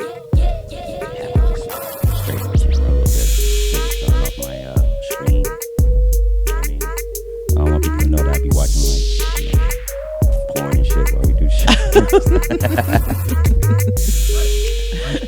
No cap. Yeah, no cap. So yeah, so Dr. Oz knows better. He does. He knows better. It's ridiculous. It's sad that he made that statement like that. And there has to be a reason why. And I don't think I'm the only person that is on to that. And I think that society or anybody who, like I said earlier, now is the time. If you're a conspiracy guy, there's no need to be sweating it. They're like, it's right here in front of your face. Yeah. They're telling you, yo, I'm going to tell you nothing but lies. Yep. But I want you, and we are going to act as if it's true. Mm-hmm. Well, that's the epitome of a conspiracy. You know what I'm saying? That's the epitome of all these things that you're saying. Like, you know, and I'm not going to show you anything to prove or disprove the lie. You know what I mean? I'm just going to, you know, no, it's true, you know? And there has to be something to that. Like, don't you think, like, that they're trying to play some games or not? No, fuck playing games. Let me stop that. Don't you think they're trying to incite something or start something? Sometimes it does feel that way. I mean, because once again, they know better. And even like, let's listen to Willie. For our children, as Dr. Fauci said, this is unprecedented. It's not going to just go away. That doesn't mean we don't have to figure out, as we've been saying here, the balance between reopening the economy and the pandemic. But lives are going to be lost because of the of the propaganda that is being spewed out there, and it really has started the past couple of days. I mean, and that's what I'm getting at. Like, this is dangerous. Oh yeah, and people have to know that it's dangerous. Like I'm not going to sit here and say I'm the smartest person in the world, nor am I going to act like it. But one thing I will say is I'm a pretty, you know, intelligent guy. I got some good perception on things and a good perspective. And if I can, and I'm just a lonely neighborhood broadcaster, then surely the people who are supposedly, I ain't going to even talk about the dude in charge, but the dudes that run the other dudes that are ran by the dudes that are ran by the dudes that are ran by the dudes. Somebody in that chain is smart. You know what I mean? Yeah, they have. Yeah, I would assume so. They have logic. So he has to know that even when they hear that, they have to be like, nah, this is we can't send 2% of our kids back to school. I mean, yeah, somebody has to be the one to say that. But no, what they're saying is, no, get out there and liberate yourselves. Yeah. Like, liberate? Like, come on. Like, what's that I don't know why it's not even, this isn't being taken serious. So many different, Dr. Phil and Dr. Oz and so many other people. Yeah, you had the tale of 3 doctors that you just showed, all on Fox News, speaking to the Fox News audience. Dr. Fauci brought information. I think it's important for doctors to go all over the place and talk to all those audiences. He rebutted Laura Ingram's theory about HIV there, point by point, and just presented facts. Good. The other 2 doctors, Drs. Oz and Phil, both very smart men. So then you ask yourself, what's going on there? Dr. Phil knows that the reason the economy was shut down is because this is contagious. I can't believe I'm saying this out loud, in a way that car crashes and swimming pool drownings are not. Exactly. Oh my gosh, I know. Exactly. Like, come on, bro. Like, who you playing? Like, you know that, you know, it's like I said earlier when people were like, well, what about forks and shit like that? Yeah. And it's like, you know, that tactic is lame. Yeah. And you know, and at the time when we really need people to chill the fuck out, that tactic just we ain't got time for it. No. You know what I'm saying? Like, you know what I mean? Like it's like, you know, I've had fights instigated with me, and what they would like to do is they would like to send the little dude in to kind of fuck with you. Somebody that's smaller than me. To antagonize you. To antagonize me. Knowing that I'm going to slap the shit out of that dude. And then when I do, all the big dudes come in. Classic. Exactly. And that's what that is. Well, what about this, that, and the other? And it's like, look, we don't got time to talk about all that shit. Yeah. Let's just go ahead and take on the big dude. Exactly. We don't have time. Stop biting at the ankles. To care about what about. Like, we just have to rock and roll. And we need you guys to stop it. Yeah. I mean, just making shit worse. Or just go ahead and come out and say what you want. Like, what in the end, what is it that you want? Like, because these are all smart men. Yep. Professionals, well educated. What is it that you want? Do you just want to get your money? Do you want chaos and anarchy? What is it that you want? Like, yeah, what's your objective here? You know, and it's getting to the point where it's like, you know, they always talking about don't tread on me, and it's like, look, don't tread on me with your stupidity. Like, yeah. I don't need your stupidity. You don't got a right to your stupidity. You don't have a freaking like preference. Like, yeah, we need to prefer their stupidity. No, conservatives, like, cut that shit out. Like, you know, even it's not acceptable. Like, once again, earlier, take Colin Kaepernick.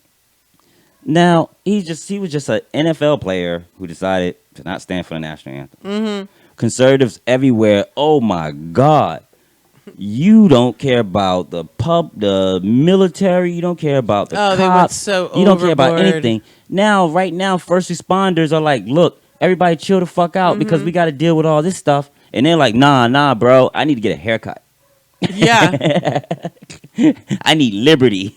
I know. So Colin Kaepernick wasn't entitled to his liberty on a football field. He wasn't entitled to his liberty because everybody want to be so extra about it. Yeah, to put it lightly, I suppose.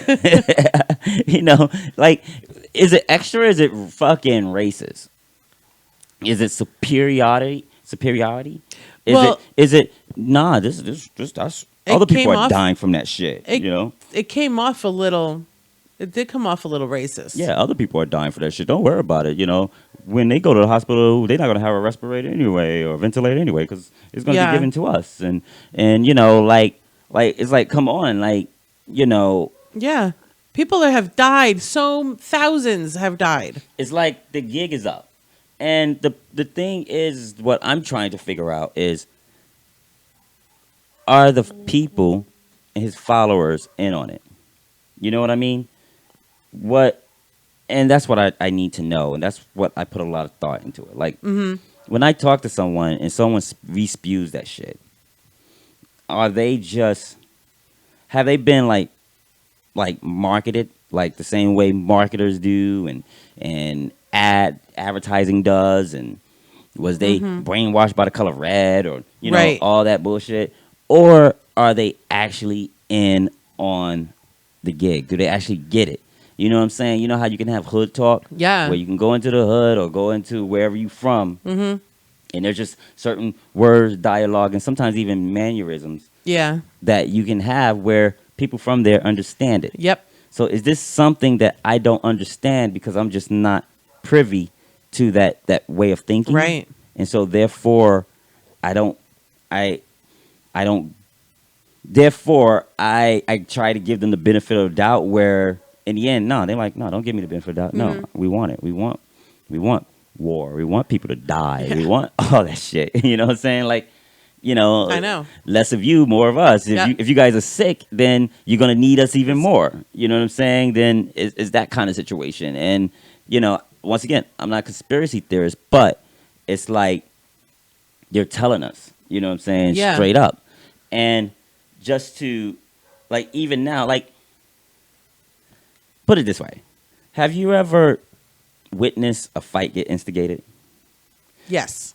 And And I have too. And I never really was an instigator, but I knew a lot of people who were. Like, to the point where they were the type where, like, if two people are beefing or talking and they in each other's face, they're the type that will push one from the back. Oh, yeah. So that they can go at it. Yeah, they're an asshole. Or I hate those ones. Yeah, I know. A couple of my friends are like that. That's the guy that everybody should beat up.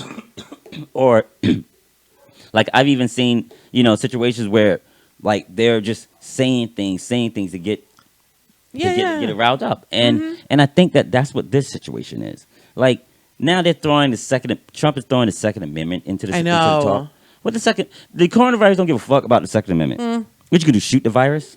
Exactly. Coronavirus is not, the Second Amendment is not going to do anything to you. No, people aren't turning into zombies. They're dying. You know what I'm saying? They're just dying. And it's like, liberate yourself, protect your Second Amendment. And it's like, people are just saying stay home. You can stay home with your gun.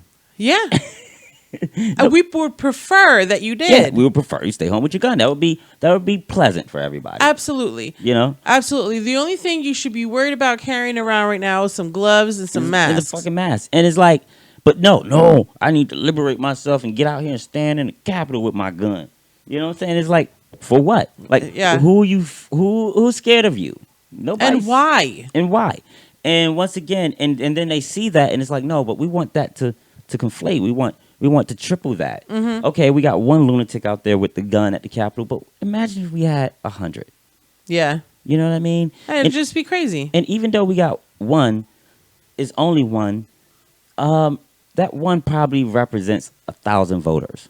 You know what I'm saying? Like, something tells me they've done the math. Yeah. You know what I'm saying? For sure. For every loud and crazy jerk that we got, that's 5,000 voters. So something tells me they smile when they see, somebody on the fringe says some stupid shit like, 5G towers, that's why you want me in the house. You know what I'm saying? It's like, did it. Bingo. But, yeah, I mean. A quick question about something you just said. You said when someone is president of the United States, their authority is total. That is not true. Is what? Okay, so you know what we're going to do? She said what? Their authority is what? Okay, let me rewind that back, actually. This clip here is basically, it's a series of packages, basically, of Trump fighting with reporters. And one thing I have to say is I got to give, like, women reporters and just women in general some props throughout this, because a lot of times the nurse or the medical person that's going to come across you and help you out that is probably a woman, a mother. You know what I mean? Yep. I got to give props to the dads out there who are also first responders, on this situation, because it's like these people are playing games and you got families that are unable to, be with their loved ones. Yeah. You know what I'm saying? Because they're contagious, because they have this. And in fact, it's so sad. There was this post, a repost that someone posted, and basically it kind of breaks it down. It goes like, I get it. You're young and you're awesome and you're all that. And you don't want nobody to tell you what to do, and you're going to have your parties and, awesome sauce. Well, here's how it works. You and your friends had your party. In fact, you guys even ordered pizza and decided to go get the pizza. So you got your party, and everybody at your party is great. And I'm paraphrasing like crazy, so yeah, I could tell. The person that posted it is listening, say, how long watching. Is this? It's a pretty long post, but he breaks it down. But regardless, like I said, the person that's listening, sorry, I screwed it up, but here's the gist. So anyway, you have your party, you got your pizza.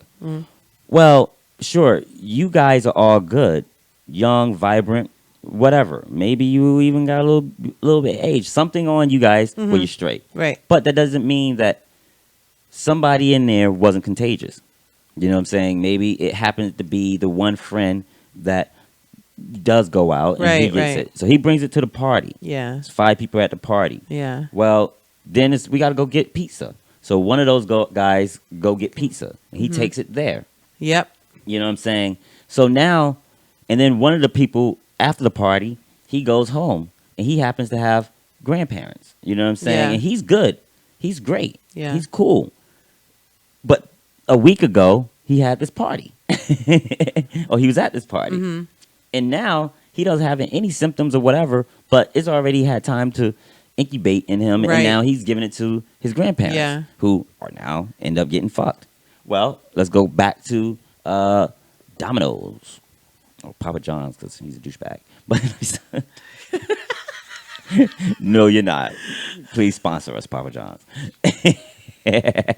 So he goes there and somehow contaminates that place. And one person that happened to work there has a brother or a girlfriend who happens to have asthma. You know what I mean? Yeah. So it's like you don't fucking know. Yeah. And it's like, stop playing. And these people are just trying to bring this up, and even the president is like arguing like, nah, I'm doing everything right. And they're like, no, you're not. Like, and you know you're not.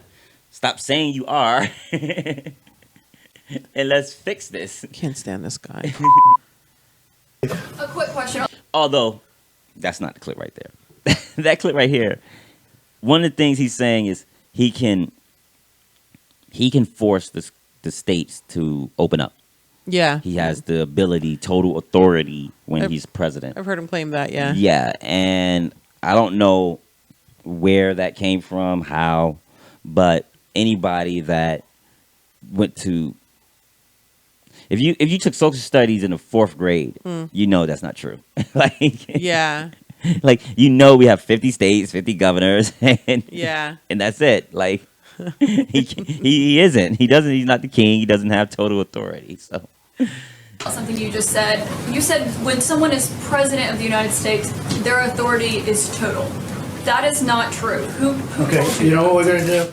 We're going to write like, who told you papers that? on this. It's not going to be necessary because the governors need us one way or the other, because ultimately it comes with the federal government. That the government needs us one way, the states needs us one way or the other. And yeah, like, that still doesn't make you king. No. Like, no, of course. He thinks he has so much power, man. New York is going to need New Jersey's help. New Jersey's going to need Pennsylvania's help. Yep. We all need each other's and help. so on and so forth. So on and so forth. So, yeah, well, they're going to need me, so I'm the man. Either you blowing me or cash gas your ass, nobody rides for free. Fucking can't stand that. being said, we're getting along very well with the governors, and I feel very certain that there won't be a problem. Yeah, please, go ahead. Has any governor agreed that you have the authority to decide when their state I haven't opens asked back up? anybody. Because You said- you know why? Because I don't have to. Go ahead, please. But who told you the president has the total authority? Enough. Oh, shit. She's like, yo, but who told you that? Like, He's such a disrespectful. She's like, who's the dumbass that Jackass. gave you that information? And that's what I'm saying is, like, people need to know that this is what they're spewing. This is how they're feeling. When he doesn't have an answer, he just wants enough. Because douchebag. there is no answer. He knows it's a lie. Yeah. He knows it's a lie, and that's just it. It's like people need to know that you're being lied to. Like once again, you know, and I asked the audience, I asked you, have you ever been lied to and you know you were being lied to? Of course. Did you just like? Did you give them a pass? No, hell no, you fucking, don't. You pull their card. You felt a certain kind of way because you know you're being lied to. Hell yeah. Now, in this situation, he's not even being lied. He's not necessarily 100%. It's like goes back to that dumb as fuck lie that I was telling you. And usually what a dumb as fuck lie is sometimes you might tell a lie that if you don't combat it, then I get what I want. It's true. It's so basic that if you don't do anything back, you won. Then I automatically win, and I win big time. Like, I got total authority. Yeah. Well, if nobody says no, you don't, then it's assumed he has total authority. Right. Absolutely. It doesn't even know what. It doesn't even says what that means.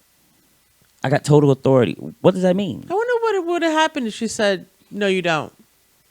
She did. She said, "No, that's not true. Who told you that?" And that's right before he shushed her. Yeah, and she says, well, she didn't say, "Hey, it's not true per se." At least I would have to listen to it again. I've listened to it a couple times, but it's more or less like, yeah, fuck, it's not true. Who told you that? Has anybody agreed to that? I mean, she's asking him a flurry of questions, right? And that's why he hushed her. He didn't hush her because he didn't have an answer. He hushed her because she was on his ass. Yeah, you know what I mean. Please thank the many governors, health professionals, scientists, and business leaders for their incredible hard work and input over the past month, and even long beyond a month, Mike, I would say. We've been working together with a lot of them for, it seems like, forever.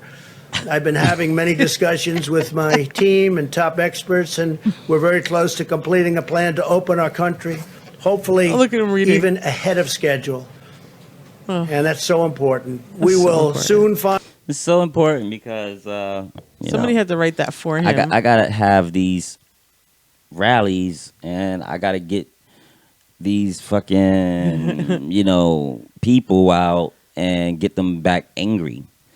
Luckily, I'm able to anger them in their house because they don't got nothing to do but listen to my shit. Mm-hmm. But nah, I need to get them out amongst each other and angry that way. Yep. Because keeping them separated and angry doesn't work. And maybe that's the reason why they're so frustrated. We need to get together and be angry. And we need people to see us together angry. Well, usually the people that are at his rally, he rallies them up into anger. And they all love rallying each other's anger. Yeah. He's a fucking douchebag. That is. And then whoever writes that isn't any... Because I don't think he writes his own shit.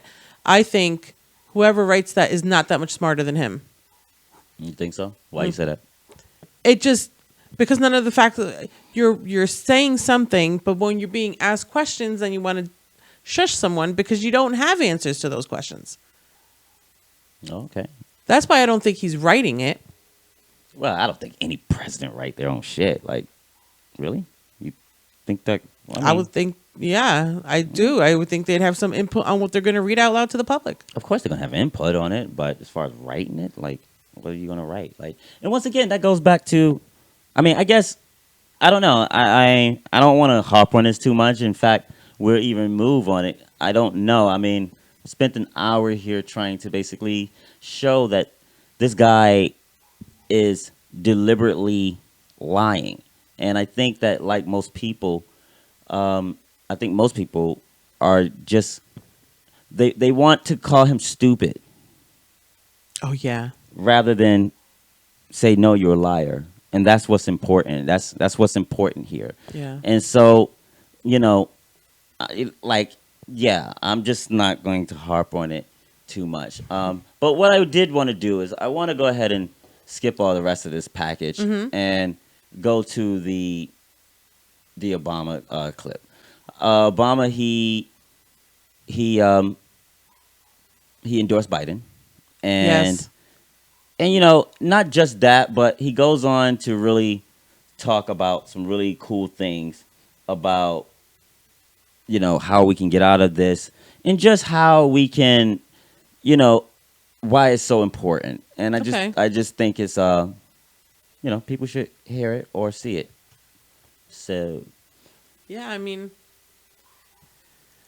at this point, please know that you're not alone, because now's the time for all of us to help where we can and to be there for each other as neighbors, as co-workers, and as fellow citizens. In fact, over the past weeks, we've seen plenty of examples of the kind of courage, kindness, and selflessness that we're going to need to get through one of the most difficult times in our history.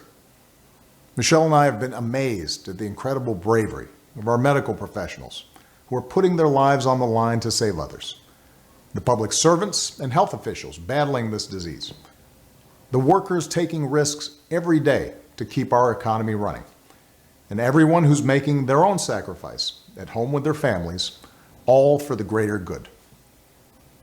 But if there's one thing we've learned as a country from moments of great crisis, it's that the spirit of looking out for one another can't be restricted to our homes or our workplaces or our neighborhoods or our houses of worship.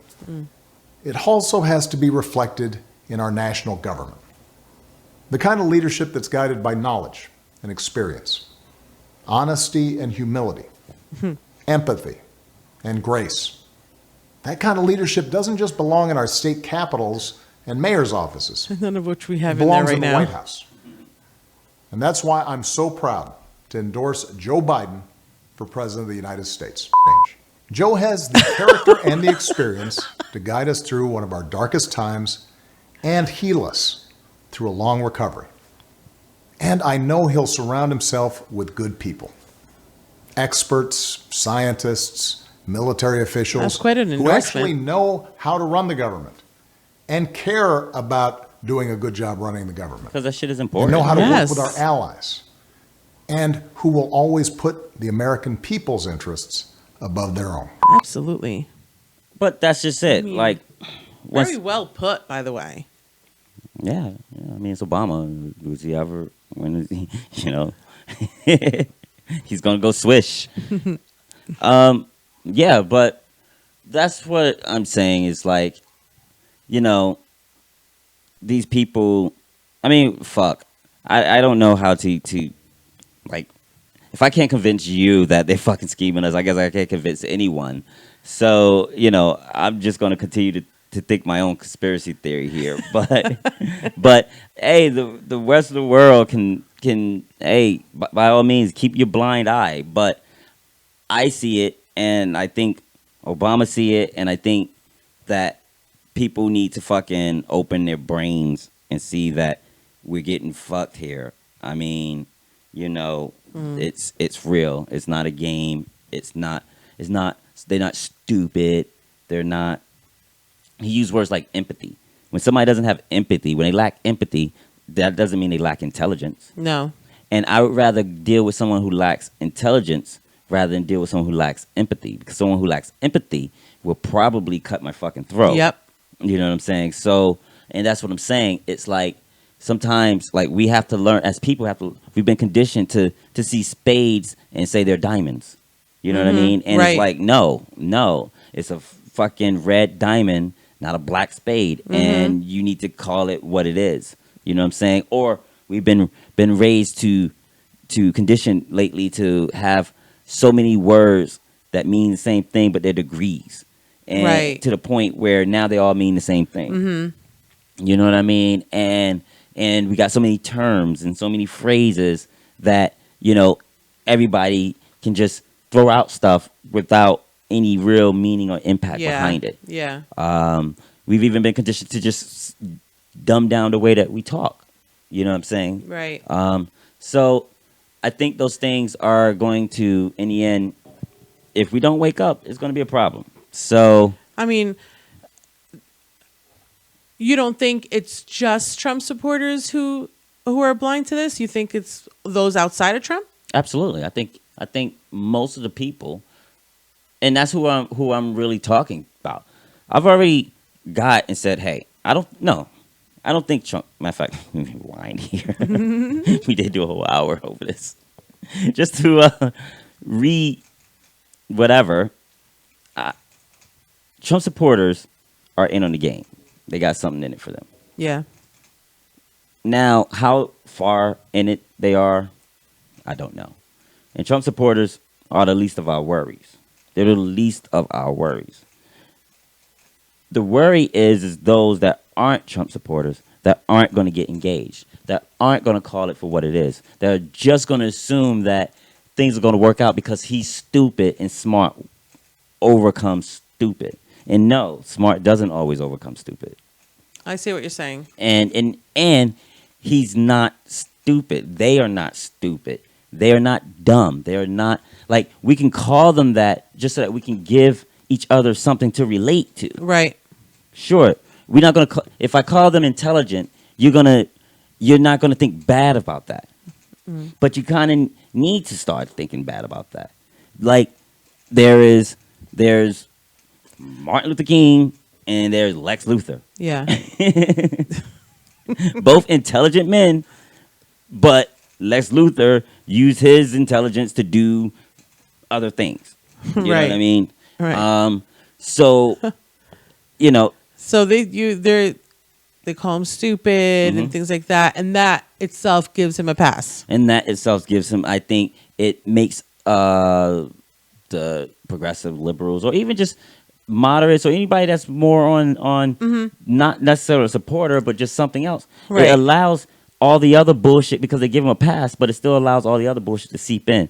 Oh, I am in my house. I am stuck. Oh, I am not making money. Oh, I am whatever. Even just you and I, like, over the past couple of days, I've heard you flip-flop. Yeah. From, we need to stay in, to, no, we need to get this money. Like, yeah. we need to open up. So, yeah. And, you know, have you ever asked yourself why? Like, why time? It has nothing to do with any of that. I do take precaution when we go outside. I'm very wary of my surroundings and the people around me. But I have been saying this from the beginning of this virus. See, now I think it's because, you know, we need to make money. We've been shut down for weeks now. There's been little to no change in anything. There's more people out than before the whole shutdown started. So fuck it, open it up? No, I'm not saying that. I'm just saying now we should just proceed with caution. I mean, but isn't that the same as fuck it, open it up?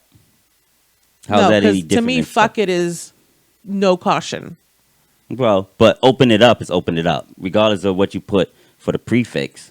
I think there should be, even if I say love it, open it up. I think there should be requirements and limitations. They are that. I mean, to a certain extent, they're that now, isn't it?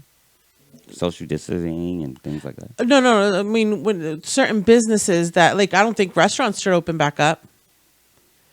You know, stores have been open. I mean, there's really not much else. And that's what I was saying. That's what I was trying to put, you know, kind of like put the case together. I started off with a little bit in the sense that, yeah, people are still out. They're still out and about. They're still living their lives. You have people, they going to these rallies, these protests, and they're complaining that they can't buy things and can't do things. They complain they can't get a haircut. Well, what's stopping the person that works at the salon from coming to your house and cutting your hair? Absolutely nothing. What's stopping, like, while they might not be able to do business there, and they probably can't do business there because their insurance company said, we ain't fucking with you. Yeah. You know what I'm saying? So this is all, so when they say open it up, they're not saying, oh, let us do they're not going to be like, yeah, you can open, but you can't open. No, everybody's going to want to open. Yeah. If you're going to let one person open, you got to let everybody open. You know what I mean? Like, half of the place are restaurants. So and not for nothing, the restaurants have been open, but the ones that haven't had another way of adapting, they're the ones that had to close. Yeah. So in all this time, you haven't come up with a way to adapt? Right, exactly. A lot of businesses that I've seen have come up with a way to adapt. So everybody who's complaining about not having a haircut or getting their hair done or their nails done, could it be because the people that do that do not want to come and fucking do it? Yeah. And you want the government to force them to do it? Exactly. I mean, yeah, exactly. The government shouldn't force them to do it. But there's no reason why a barber can't wear gloves and a mask while he's working.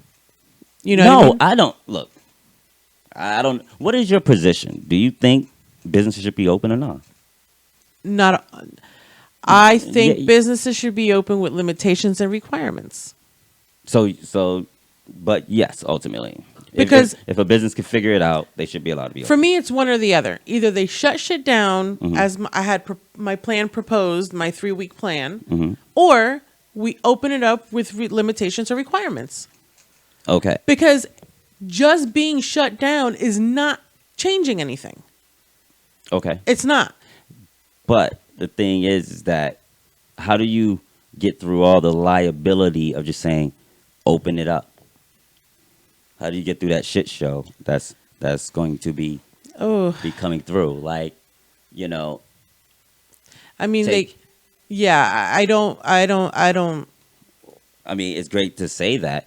And even then, I don't know if barbers can work with a mask and gloves. I don't know if the person that's getting their hair cut can have their hair cut with a mask and glove. You know what I mean? Like, they're just things that I'm just not aware of for the most part, and if it works with the business. Yeah. I don't know if these businesses have the mechanisms. Like, okay, I get it. Yeah, open up. But here's what we're gonna do. We're gonna open up in June 1st. Mm-hmm. And from now to June 1st or May 31st, we're going to send the FDA, EPA, and every EA, whatever, into your business and make you comply with all this bureaucracy and all this red tape in order to protect the public. I don't think people would want that. People just want to say, no, let me open it up and figure it out. And what the government is saying is, no, we can't allow 1 million people to try to figure it out.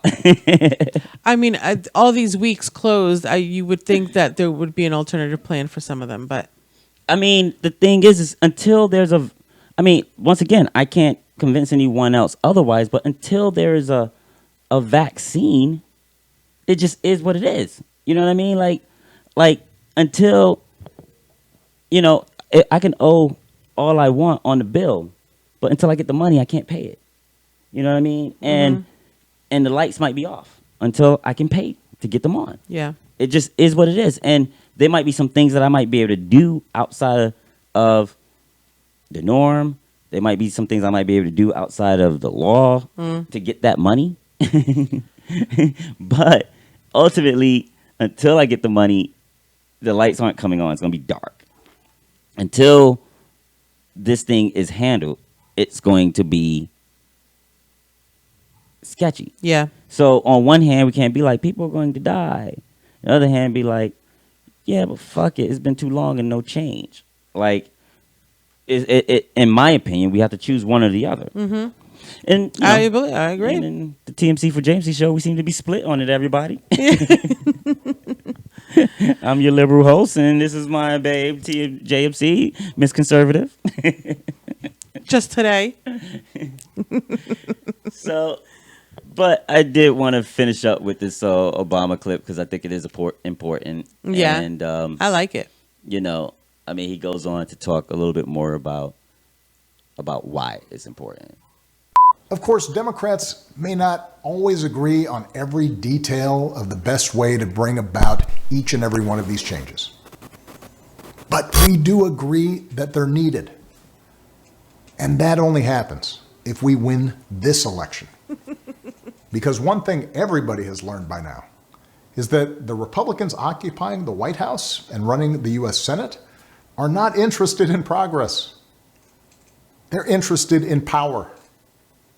They've shown themselves willing to kick millions off their health insurance and eliminate pre-existing condition protections for millions more, even in the middle of this public health crisis, even as they're willing to spend $1 trillion on tax cuts for the wealthy. They've given polluters unlimited power to poison our air and our water and denied the science of climate change, just as they denied the science of pandemics. Exactly. Yes. Repeatedly, they've disregarded American principles of rule of law and voting rights. But that's what I'm saying here. And I'm sorry, audience, it's just me and, my babe. So if I do have a point, sorry, babe, but you might have to get beat up on it. Okay. But that's just it. It's like, we can't say, yeah, Obama, get him, tell him that. And then once we hit pause, be like, yeah, but let's open up. We can't be like, the science is saying, yo, we need to maintain this mitigation. Maintain the mitigation. Bottom line. Whatever the fuck you had going on in your life, you're going to have to adapt and figure it out until it's over. Yeah. Now we can lie to you and say, yeah, we can do this and that and the other. We can try to figure out ways, but you might have to be ready to go back into the fucking cave if those ways don't work. And then even then, it's going to be harder to get people back into the cave once they're out. You feel me? So it's like, yo, stay in the cave for as long. Once you got them there, keep them in there as long as you can and try to do as much work as you can. It's like with our dogs and we trying to do a show. Look how much show we've been able to do since we put them away. You feel me? Like, I'm sure I hear them right now. They want to get out. They're like, I don't see one reason why I can't come out. You know what I mean? And go get a haircut. You know what I mean? Yeah. Go get groomed. You know, just let the groomer wear fucking gloves and a mask and shit. And you know, but sure, but we wouldn't be able to record a show. You know what I mean? We wouldn't be able to be productive. You know, so that's the point that I guess people are gonna have to decide. Like, am I this or am I that? Like, you know, and at some point, sure, I think there does come a place where the balance or the pendulum will tip. But I think those points will be obvious. You know what I mean? Like, I don't think it'll be when you're so unsure about it. I don't think that's the time to say, yeah, fuck it. You know what I'm saying? And there's either fuck it or not fuck it. Like with precautions, but how are you gonna put those precautions? Do we want to now do like other countries and start beating people in the head? You know, oh, you ain't social distancing, whack whack. Like, how do you enforce it? We still want to keep our liberty. Sure. So right now they're trying to be nice, in the sense of, well, they ain't trying to be nice. Like, you can't do that shit here in America. No. You know. Yeah. South Korea, maybe. In fact, that's the one thing they probably want. They want municipalities to go into all this dumb shit and do all that, and so people can come out with the guns and stuff. But gosh. But I don't know, man. Like I said, I feel them. Like, these people just want power. What they're gonna do with that power might be above my pay grade. I think I have ideas of what they're gonna do with that power, and I would love to discuss the things that they can do with that power. But they're definitely in it for the power. Yeah. They're not in it. And there's nothing in it for me to be like, yeah, open it up. I mean, what the fuck? I got people that I care about that I want to chill. You know what I'm saying? Like once again, you open it up. Now you're telling everybody that it's okay for you to come out. Is it okay? We're gonna open it up, but only for people between the ages of 18 and 44. You know what I mean? Fuck, you missed the cut. You know what I mean? Or we're about to miss the cut. You know what I mean? Like, yeah, again, you know, do my grandmother get to come out? Are we opening up schools and going down with the 2%? That's just ridiculous. But, you know, so I think with planning, I think it would work. In what way? Everybody just do gloves and mask thing? Again, I haven't, put out a full plan on this. So I see you put out a full plan. But I think give me a brief one. I don't have a brief one, but I think with planning, I think it can get done. And could that be the problem? Because what if this becomes our new normal? What if we can't shake the coronavirus? And how long will we go with it? And if it becomes the new normal, then that's what adaptation is all about. Like you don't go in reverse in life. You adapt and get better, and then persevere. Okay, and you know what I'm saying? How would we? Well, if this becomes the new normal, shit, people are already figuring out ways to make money. Like, economies are going. There's going to be some economies that are just going to die. Like, we're in the automated age. There's going to come a time where truck drivers aren't needed as much. You're because those trucks absolutely are gonna right, but that's not today. No, it's not today. But when that day comes, I'm sure truck drivers will be bitching. And what everybody's going to say to the truck driver is, you have to adapt. Now, what the minority is saying to the majority is, we might have to adapt. We might have, I would say the majority is saying to the vocal minority, we might have to adapt, and you might have to prepare for that. Now, this is where the brains might have to come to. This might have to come to what I'm always saying with everything that we have to do. We have to figure it out. We have to figure it out. Mm-hmm. So if it's the new normal, then it's the new normal. If it gets to the point, what if it gets worse? What if we all go out and then it gets worse? Like I said, it's harder to get people back in, and more people die. And then we're forced to realize, oh, shit, it is the new normal. Mm-hmm. You know what I'm saying? Like, we don't know right now if we are in control of that decision. And that might be something that you need to figure out before you be reckless. Mm-hmm. But ultimately, it still comes down to adaptation. And that's what life is all about. Life is all about adaptation, not carving the world out into what you want the world out to be, because the world's never going to give a fuck about you. But sometimes adaptation can take many years. And it will. It will take many years. But it starts today. You know what I mean? It started yesterday or last week or probably the first day they said, yo, you can't work here anymore because we got to shut down. Then you have to start figuring out that moment. You know what I'm saying? It's like how when we tell our kids when they turn 18 and graduate from school, you start day one figuring it out. Mm-hmm. You know what I mean? So it's that kind of situation. And so that's what I'm saying. And it's like most people, it's easy to be like, I don't have to come up with the plan. But I'm sure there's a guy out there or a gal, I don't want to be sexist here, with a plan. And if we would just listen to that guy or gal, we would be able to go back to normal. Mm-hmm. Great. Point them out. Drop some names. Who's the person that's going to come up with that plan? What's in that plan? We need a person to come up with that plan. But no, we need that person to come up with a fucking vaccine. Well, that how about you, dude? That should go unsaid. Because until we get the vaccine, the plan is going to be to adapt, and adaptation is going to be on the individual. The government as a whole hasn't stopped. Everything in the government is still working. Yeah, police, municipality, courts.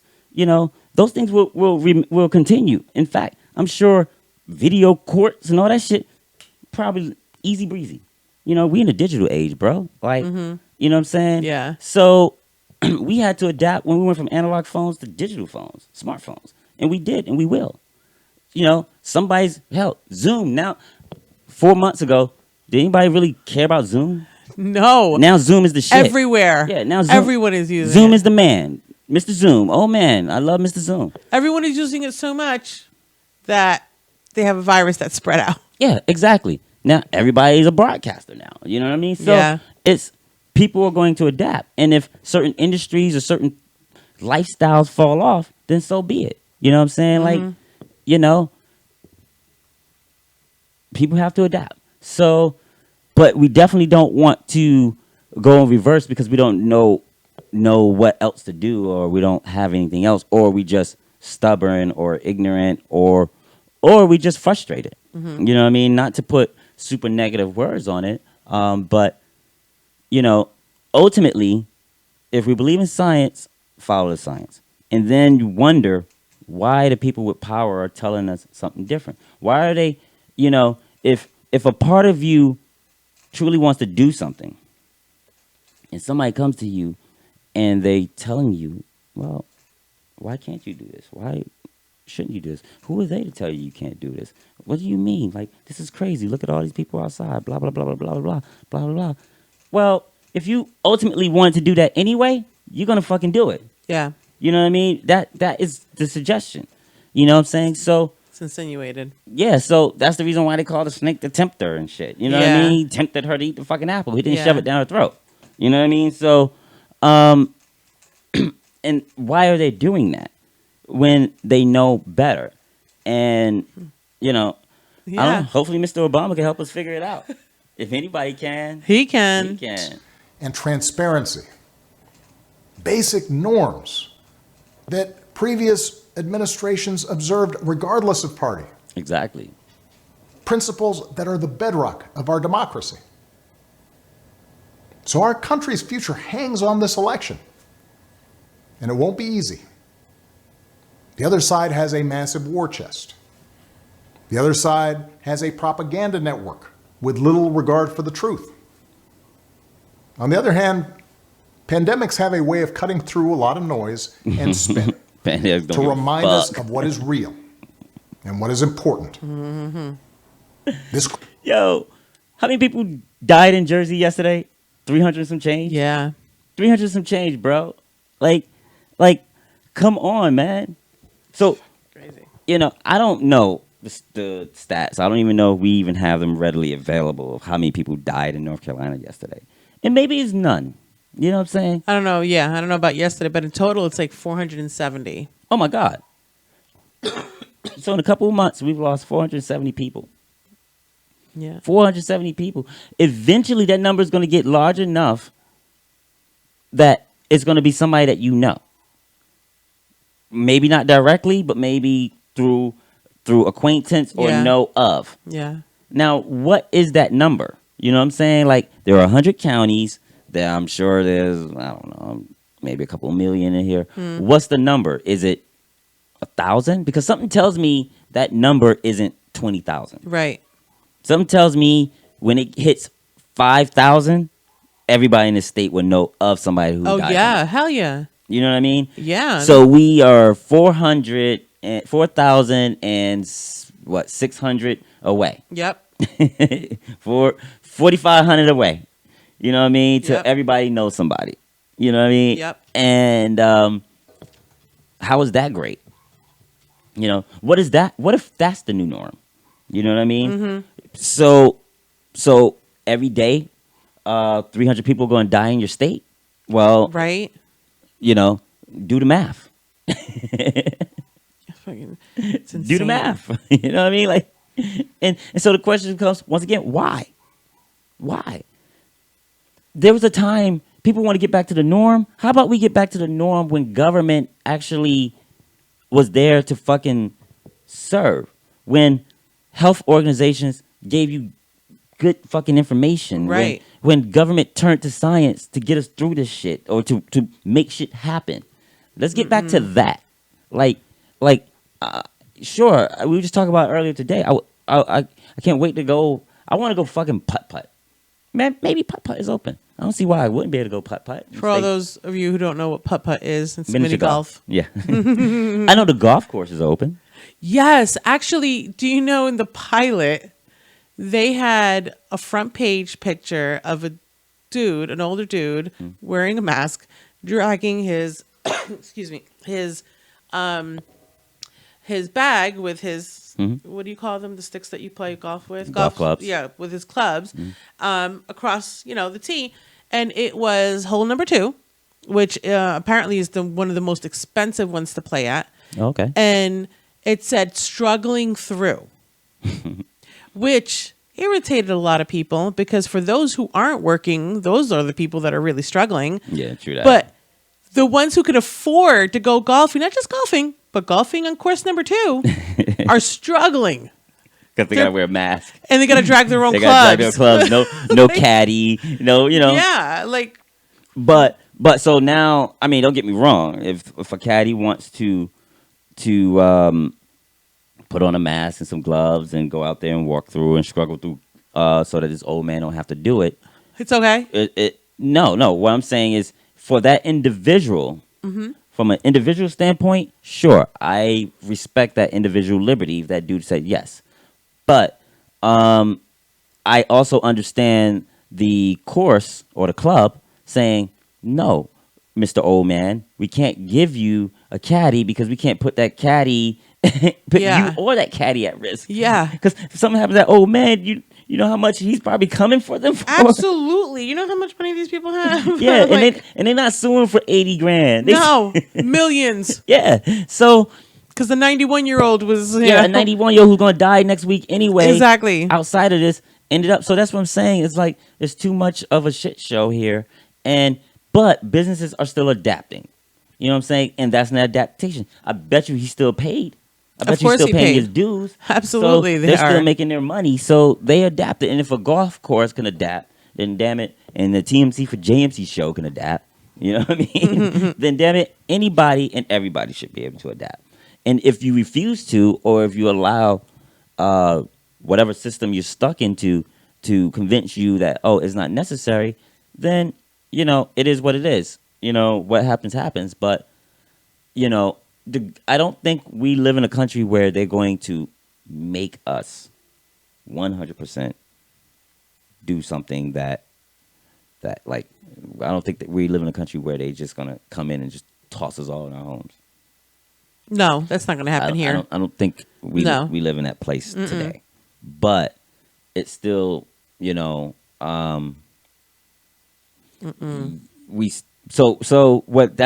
why they're saying we're in this together. Meaning, look, we're not going to make you do this. If you don't want to be in this together, then I can make you do it. Right. Like there are things where it's like when I'm compromising with our kids when we were raising. Like, okay, kid, I would love for you to be a good kid and do what I ask you to do, and be respectful, and do your chores. And ultimately, I can't make you want to do it. Right. I can't even make you do it per se, but you will suffer the consequences if you don't. You know what I mean? So if you're down to, and my grandma used to tell me this as well, and I'm sure anybody from the South or hood or whatever, their parents told you too. I can't. Hard head makes a soft ass. I can't make you do anything. I can only make sure that you suffer, that you feel the consequences. Yeah. You made your bed, lie in it. Yeah. Those are all those things, and that's what it means. It means like, look, if this is what you choosing, then choose it. Right. Choose it, accept it. And there were tons of ass whoopings that I chose. I deliberately chose that ass whooping. I said, you know what? I'm gonna get fucked up for this, but I can take it. I can take it. This is fun. Crazy. You know what I'm saying? So that's where we at now. Like, yeah. They're not gonna make us, work together, but they're pleading, saying, "Look, we're in this together." So the same way you have to adapt, I have to adapt. It's funny, like about a month ago, you kept seeing posts on social media. We all got problems. Yeah. You know what I'm saying? And we still do, but you're not seeing it as much because some people are working that shit out. You know what I'm saying? Some people are figuring it out, and the rest of us are going to have to. Yeah. And hey, so be it. Like, are there still call operators? Call operators? What are those? Like, even then, like back in the day, if I would have said like, call operator 20 years ago, you knew exactly, or like maybe you hit zero, like operator zero. Yeah. On your phone? Oh, yeah. I don't know. Or 3. If I would have said that 30 years ago, you'd have known exactly what I meant by an operator or call operator. Or even when you want to make a long distance call, you had to, somebody connected, and then you did whatever. Yeah. Well, in the day of a smartphone and all that, are there any call operator centers that are big now? Is that a booming industry? Is that a booming job? I don't know. Chick up there. Bloop, bloop, bloop. What about 411? 1 second. Bloop, bloop, bloop. Even that, I would imagine, is automated. Just like 911, I imagine that at some point they went from having a workforce of thousands and they downgraded to a smaller workforce. You know what I'm saying? As things became more automated and computerized. So, do we want to go back to the call operators? So every time you want to pull out your smartphone and send a text, you got some operator sitting there retexting it and going bloop, bloop, bloop, bloop. With the switchboard? Yeah, exactly. Then the text come in like 4 days later and shit. Like, imagine sexting, you got a call operator sitting there seeing your shit.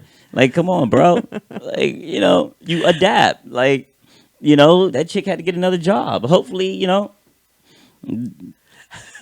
hopefully the last call operator made all right. Hopefully she made out all right, man. Big ups to her. Crisis has reminded us that government matters. It's reminded us that good government matters. Yep. That facts and science matter. Yeah. That the rule of law matters. That having leaders who are informed and honest and seek to bring people together rather than drive them apart. And the key point is informed and honest. Mm-hmm. And I think they're lacking a little bit of both. But the informed part is because they don't give a fuck. You know what I'm saying? If you don't want to hear something, you don't want to hear it. You know what I mean? I don't hear it. You always talking, and I don't want to hear it. You know what I'm saying?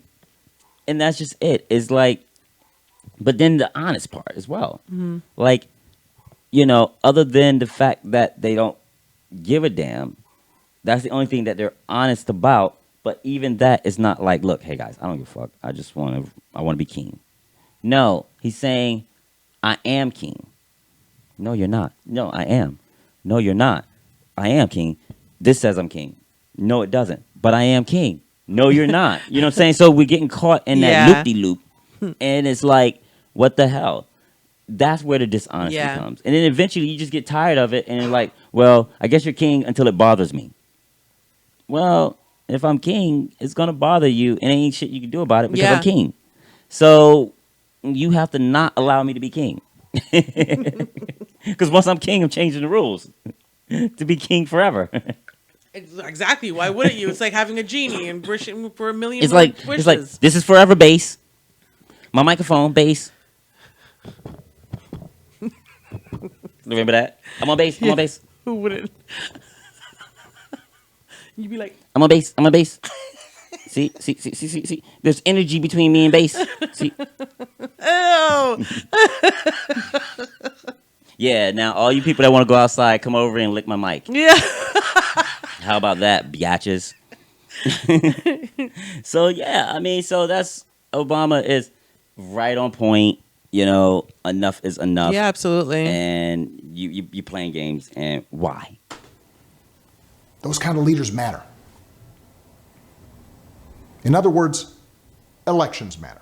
Elections matter.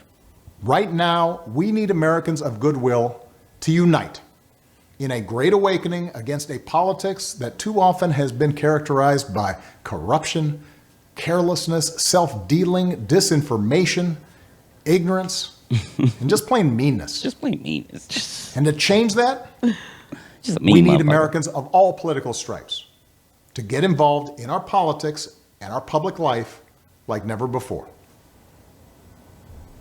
For those of us who believe in building a more just, more generous, more democratic America, where everybody has a fair shot at opportunity, for those of us who believe in a government that cares about the many and not just the few, for those of us who love this country and are willing to do our part to make sure it lives up to its highest ideals. Tell him. Now's the time. Tell him, B. To fight for what we believe in. Fight for it. So join us. Yay! I love listening to him. Like if he was like out and I was in the crowd, I'd be like, woohoo! Nah, man, he's right, man. Yeah, absolutely, he's right. Man. It's like, the fuck are you doing? Like, come on, there's no wavering. Now's the time to have some conviction in life, yo. Like, there's no wavering, and that's just it. The people who are going to adapt and get through this are going to be those who have convictions, and have focus and drive, and those and imagination, and those who don't, are going to be the ones who don't. You know what I'm saying? And I hope to be on the other side. You know what I mean? Like, now that said, even in our business, even things that we're doing, sometimes you got to get the fuck out. You got to do what you got to do. And that's part of the adaptation as well. But doing what you have to do for self-preservation is one thing. Doing what you got to do because this is what I do on Tuesdays right. is another thing. Yeah. Any organism is going to fight to live. So if I need to get this money in order to live, then that's what I'm going to do. We've adapted beyond the days of, I'm not a hunter. So I guess one could say, don't go out and record something, go shoot a deer or something like that. But okay. I don't want to shoot a deer, and I hope we don't get to the point where I have to shoot deers. But if we do, then I guess I got to do what I got to do. You know what I mean? Even then, I don't know.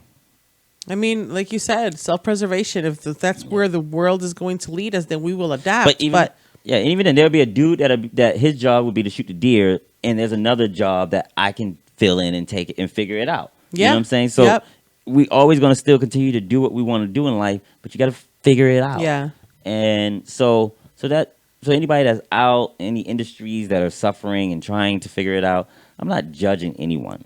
I'm not sitting here on my throne judging anything. I'm just saying that, hey, folks, we're all in this together, and stop. For the most part, if you're going to do what you're going to do it, but stop bitching. Stop feeding into the hype and feeding into all the bullshit, into the anger, yes, and all that. Like, don't feed that. Don't feed me beefing with you.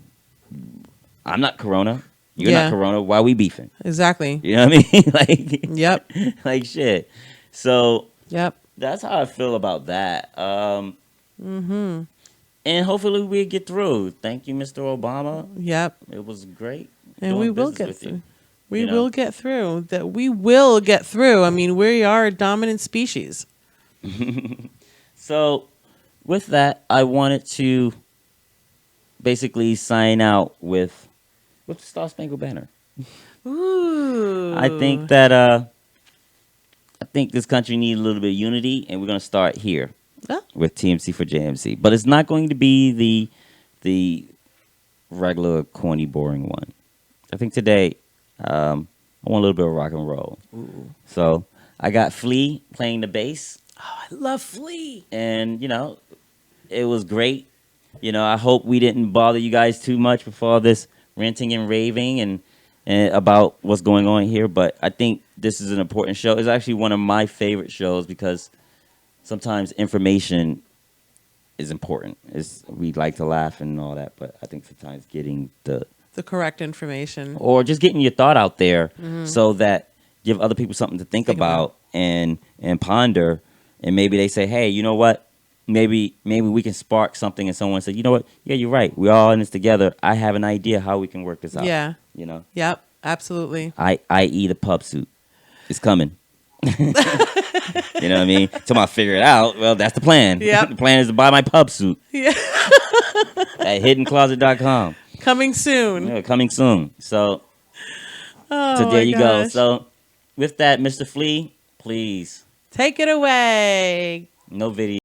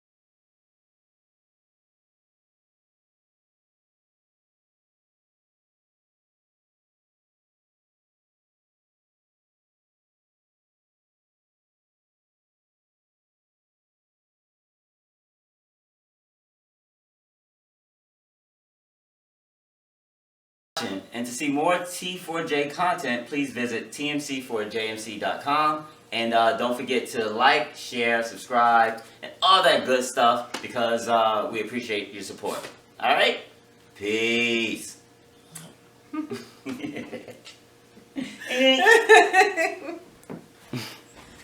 Cool.